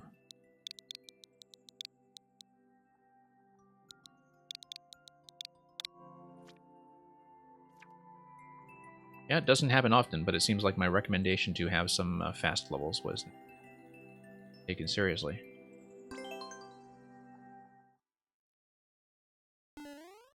Yeah, we had a very good phase 2 on this level the first time around. Oh, we're gonna have a bit of boss music now. And yeah, this time he is well defended. Oh, and the munchers are marked. That's great. That's great. That's a lot better, in fact. It won't help us on the muncher sequence later, where there's a muncher on almost every pipe, but it makes this part quite a lot more readable. Yeah, that's a big improvement, actually.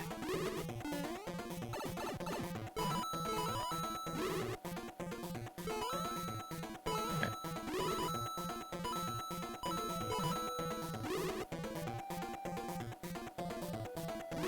Now, it looks like the coins are going to give us the spacing for the red munchers, which is kind of important. Those are the ones that are by far the biggest threat. Yeah, I definitely see a lot more of how this level is supposed to flow now in terms of what the interaction is supposed to feel like. Where you just kind of reverse and dodge one segment to the next.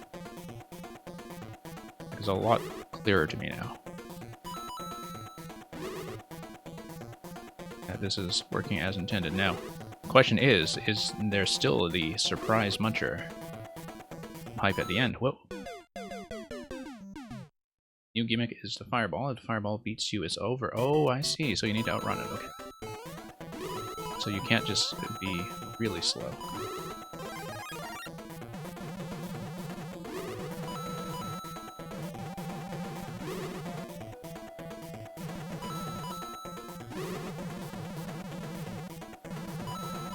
Okay, so it is going to be a little bit of a race. We'll just need to be quick in the second half. Whoops, bumped my head. Just climbed that vine on the wrong side, and I didn't expect to bump my head in the corner.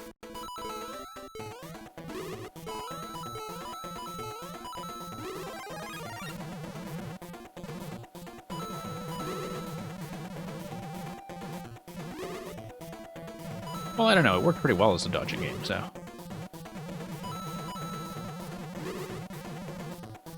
But there's definitely a bit of added pressure now.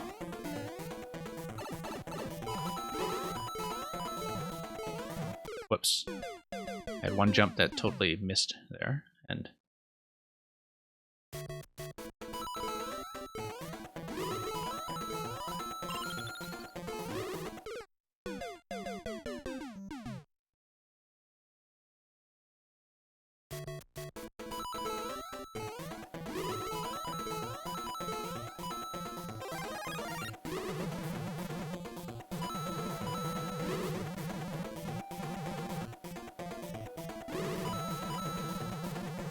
Okay, let's keep going.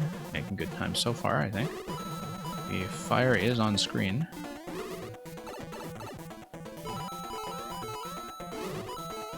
Oh, no. Thought I could outrun, and then we just had, once again, one bad jump.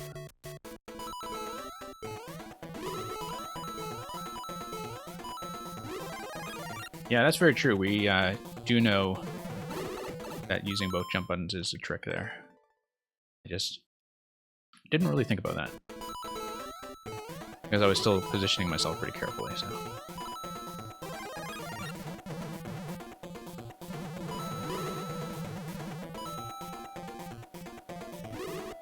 We did have to miss one cycle there.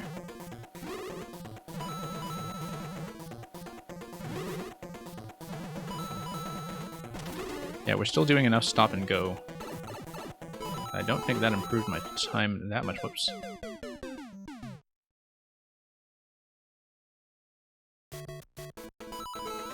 Okay. Yeah, this will definitely be the last level we do. For sure. Not gonna reopen after it.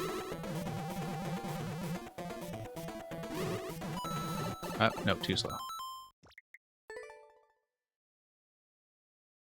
But we did clear the earlier version, so let's see if we do any better this time.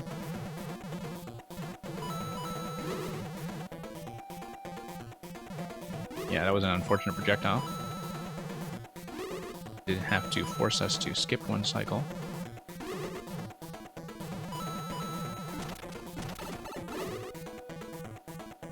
Nope. Trying to rush my way through before the invincibility frames expired.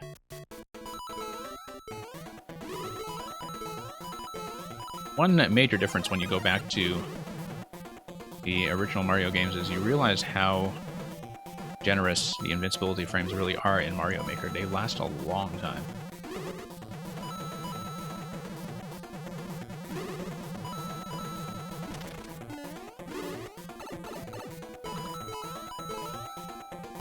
Oh, got whacked on the head.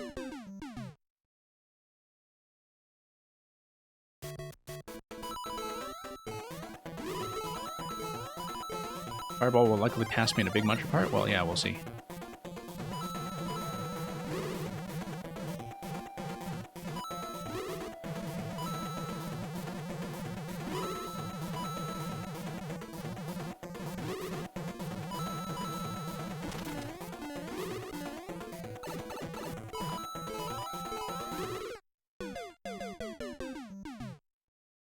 Yeah, positioning myself on vines while clinging onto them is definitely being a bit of a problem for me, but...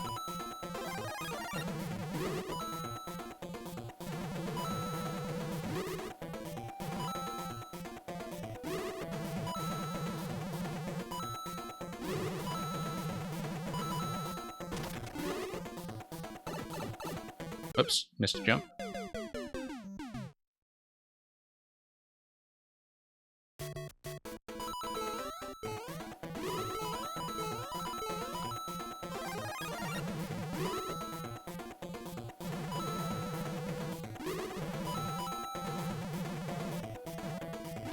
I'm gonna wait out this cycle.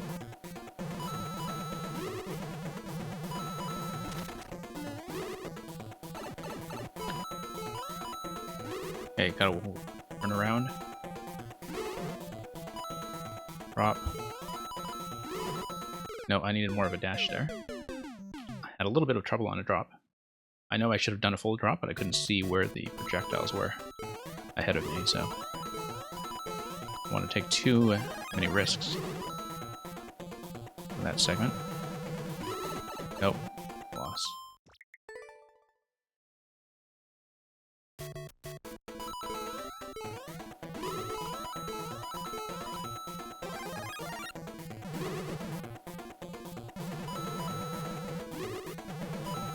Nope.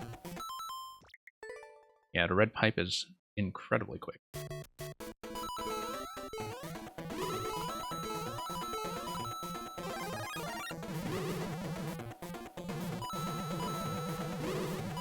No, too quick. Thought I could get right up next to it. We were standing just a little bit too close.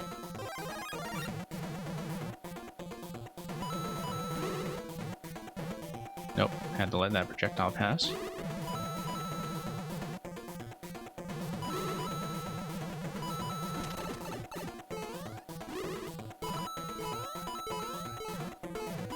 Nope.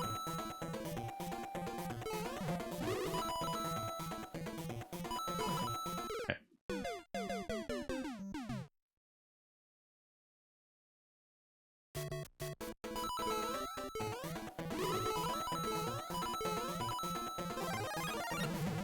Yeah, the time pressure definitely does change some things. It makes you worry a lot more about the dodging, and of course, it is going to be a little bit of a random roll sometimes on whether you get a good cycle from Ludwig, because the projectiles, if they are directly in the path of the pipes, that becomes a bit of an issue.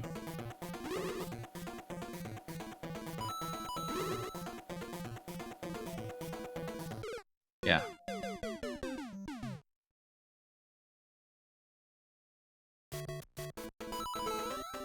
Really depends a lot on his position and his facing direction.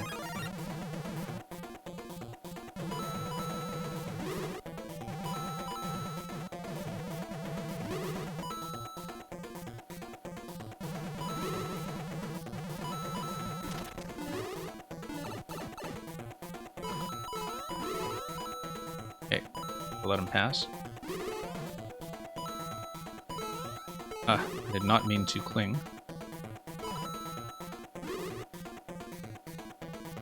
In the standard styles outside of 3D World, usually the notorious up input on the Pro Controller D-pad doesn't tend to be too much of a problem, but then when it comes to vine climbs, when you're just trying to drop, they become an issue. Oh, I should have taken a blue cycle here.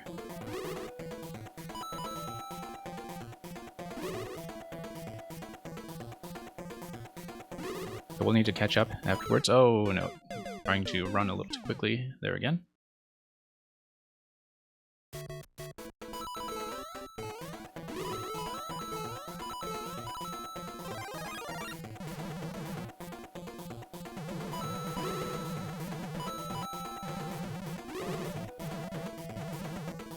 Gotta wait for the next cycle here.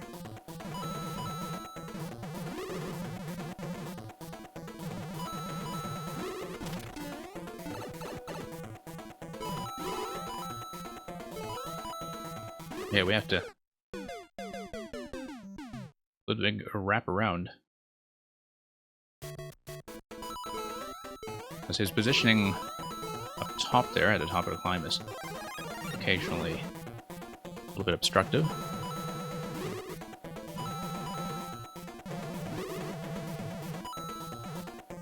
Yeah, no, that was not going to happen.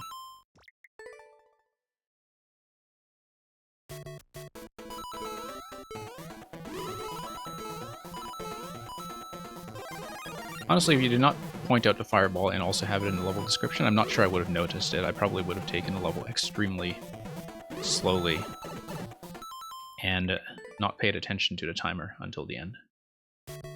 But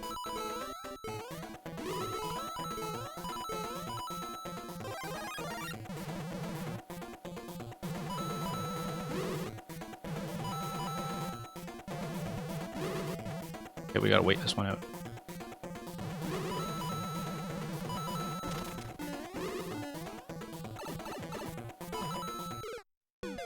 Pretty low headroom there.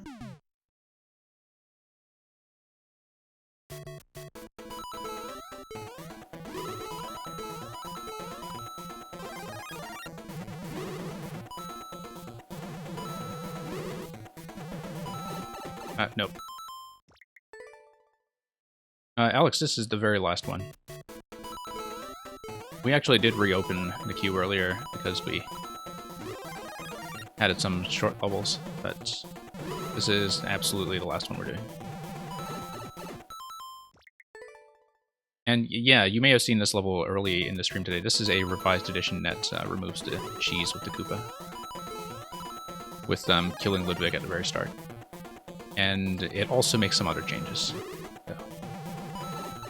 So.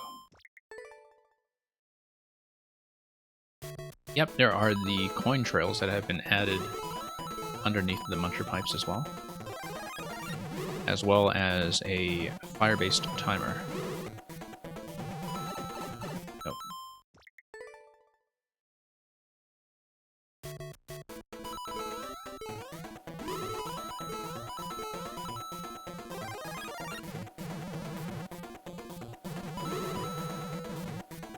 Okay, we have to wait for the next cycle here. The red one.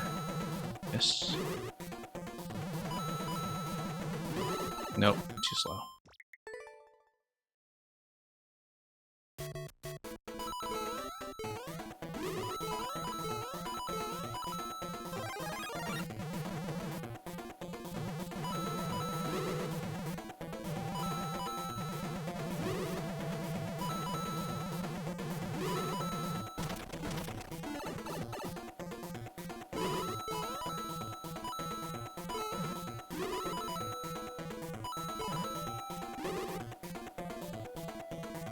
Okay, we do have some time to spare now.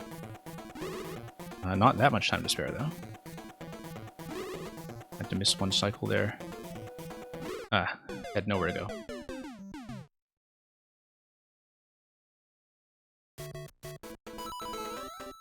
Yeah, I think it's pretty visible. The first section, anyway. We were doing well on timer at that point. That attempt, rather.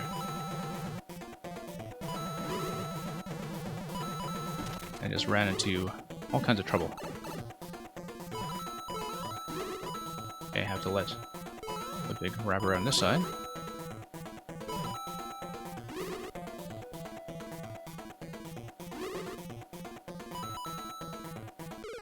Yeah, sometimes the projectiles just give you a very bad draw.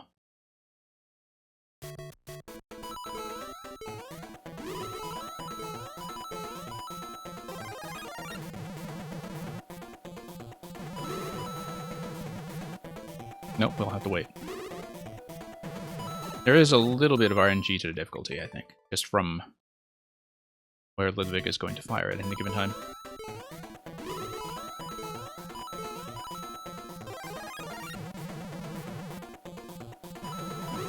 And, you know, some zones that will look safe will not be safe every time simply because of the projectiles. Nope.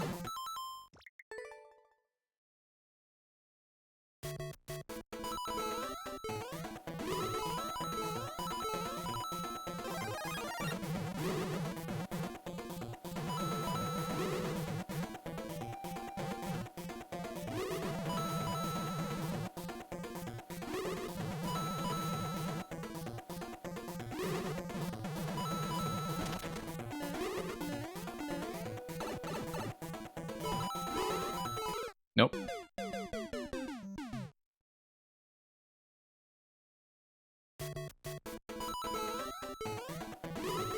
Yeah, Ludwig's shotgun spread has quite a bit of coverage, so...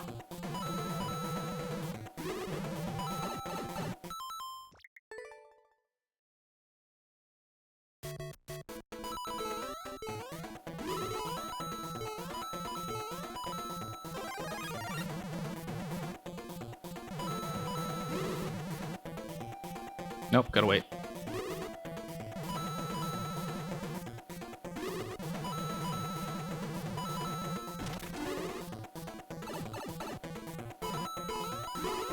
Nope, gotta wait for him to come around to the left side. Down. Hey, that worked well at least.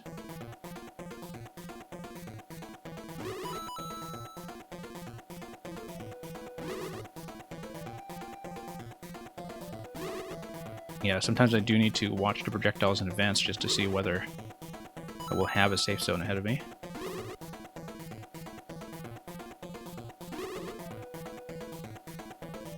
That's the only way to do it, is project where the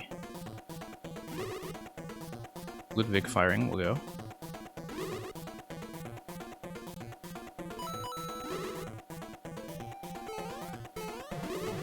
Now, how far behind are we? Yeah. Too slow. Yeah, unfortunately, I don't think there really was a faster way to do that, just given some of the missile timings.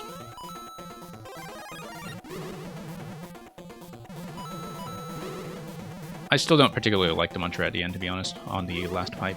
I mean, I know that you now mark the extent of it with the coins. I think the idea is that I have to jump over it, but those are not really fun to play with.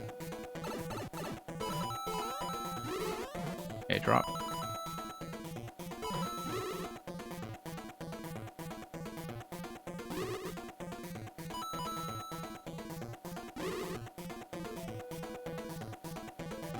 Okay, we did have the opportunity to take that.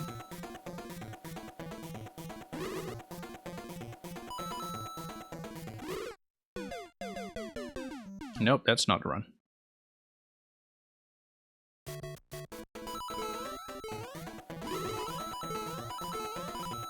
Yeah, the trick is to watch the projectiles ahead of time to see whether you'll be safe. And then decide whether you want to go forward. Okay, we need to let them wrap around. Nope.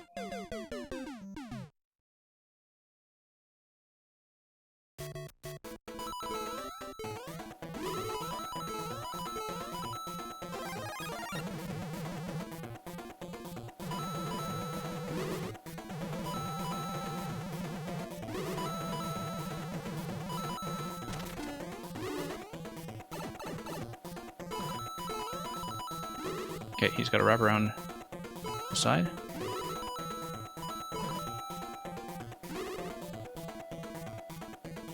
No, I have to wait. Too much stuff on the screen. It was very close. Oh, no. Moving too quickly. Yeah, first part is starting to go well. Assuming that the projectiles don't give me a bad position.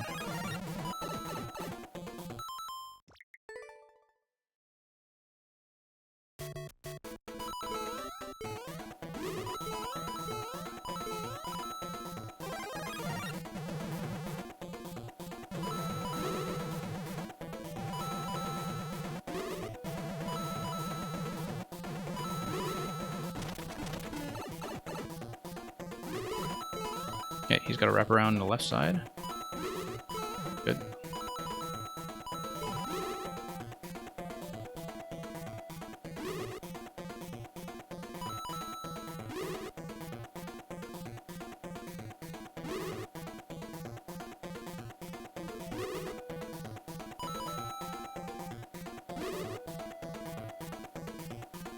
Nope, wait. Wait.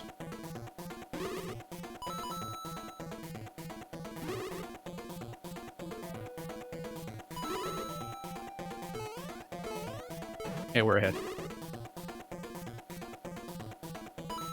Decently ahead, in fact. The boss has slight tweaks, okay. Big GL with stars. Okay, so I don't know why you gave me SMB2 if you're just going to remove it right away, but okay. Just gonna trap you. Okay. That's fine, just needed to read it.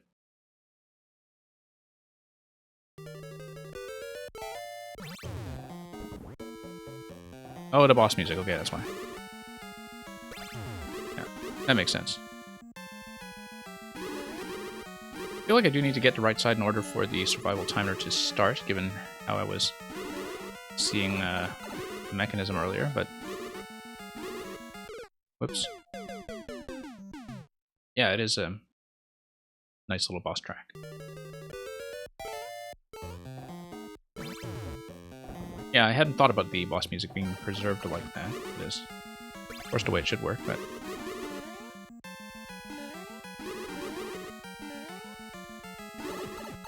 Okay, be a bit more careful now, given that we originally cleared this without taking any hits. I feel like I should be doing better.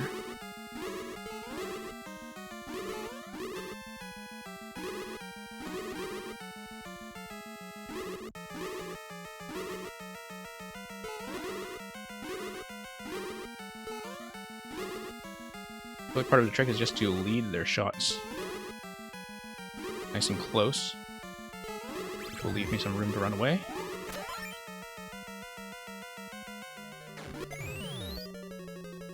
Okay, thank you, Thwomp. That does my job for me.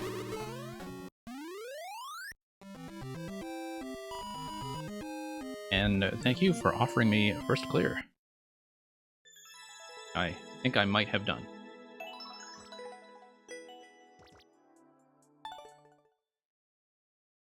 Okay, that wraps it up for this stream. Thank you all for joining me. This was a very good and chunky session today, and we got through tons of stuff. We got through this one twice. Yeah, my pleasure to see some of the changes. Thank you for following. We'll hopefully see more from you in the future. At this point, for those of you remaining, it is what I usually do to see who I can pass you on to with a raid. Typically, I will select somebody who is doing Super Mario Maker and hopefully viewer levels with a reasonable size queue. But we'll see who's on and who might be receptive. So just give me a minute or two to look for that, and I will pass you on to somebody interesting. In the meantime, thank you for watching once again. We will, as I've been saying for some streams now, likely be having some scheduling changes coming in the next few weeks, probably as we get into June.